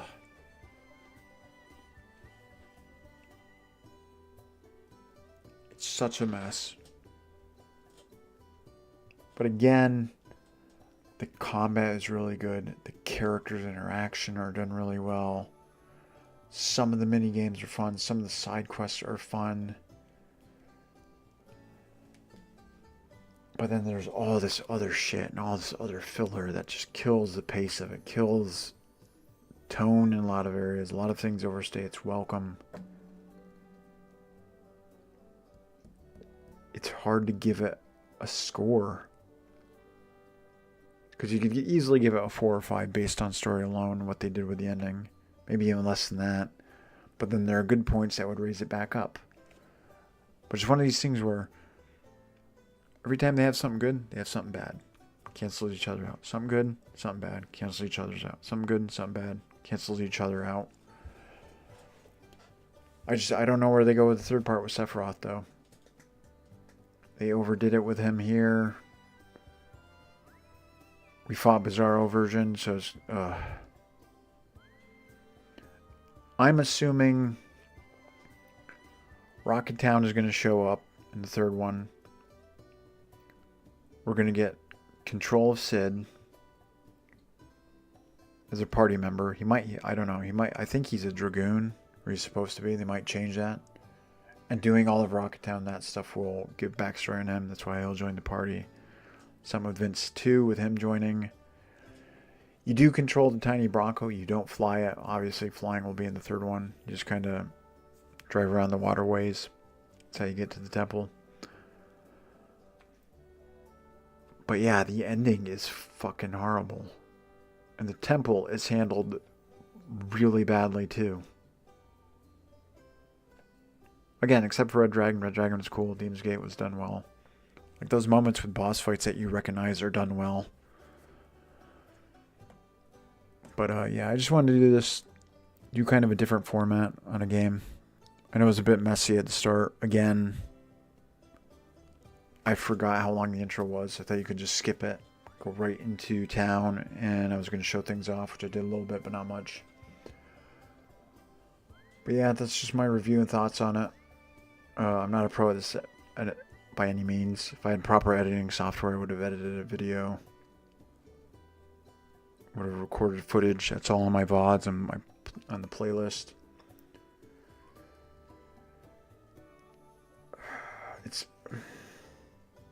It's hard to recommend the game though. It has fun aspects, again the combat and stuff, but it really kills things on the story. I would say if you're only interested in the story and you don't care about anything else, you don't even want to do the combat or the combat simulator or any of that stuff, avoid it for now. I think when it does go on PC, I think you're going to see a lot of mods fix a lot of things, not necessarily with the story, but with annoying aspects.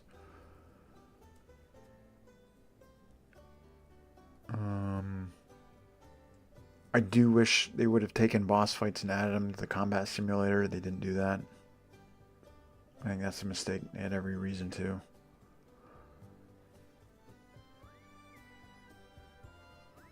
I'm trying to think if I missed anything. I know it's kind of rough.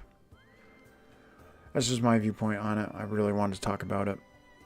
There are other reviews that have done it a lot better than mine, but that's just my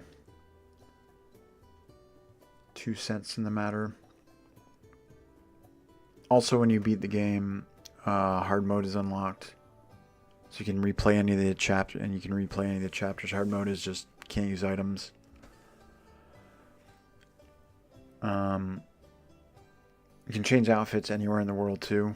Every Chocobo Ranch has a dressing room, so you can have Bikini Tifa fighting in combat everywhere if you want that. You can replay chapters, more stuff unlocks, more games unlock as you play. And again, before that final area, like a whole bunch more side quests and stuff open up too, so you can do that as well. Yeah, they just did a really poor job on it. What should have been an impactful scene, and just kind of killed it, to be honest. We'll see what they do with the third one, but I don't have high hopes right now. Because we know there's going to be the snow region, the northern region. We haven't seen weapons yet, so they'll probably make an appearance. It'll be interesting to see if they link up all this stuff too. But yeah, again, my first time really doing something like that, so leave comments if you want to criticize. Criticize telling me, I don't care, as long as it's constructive.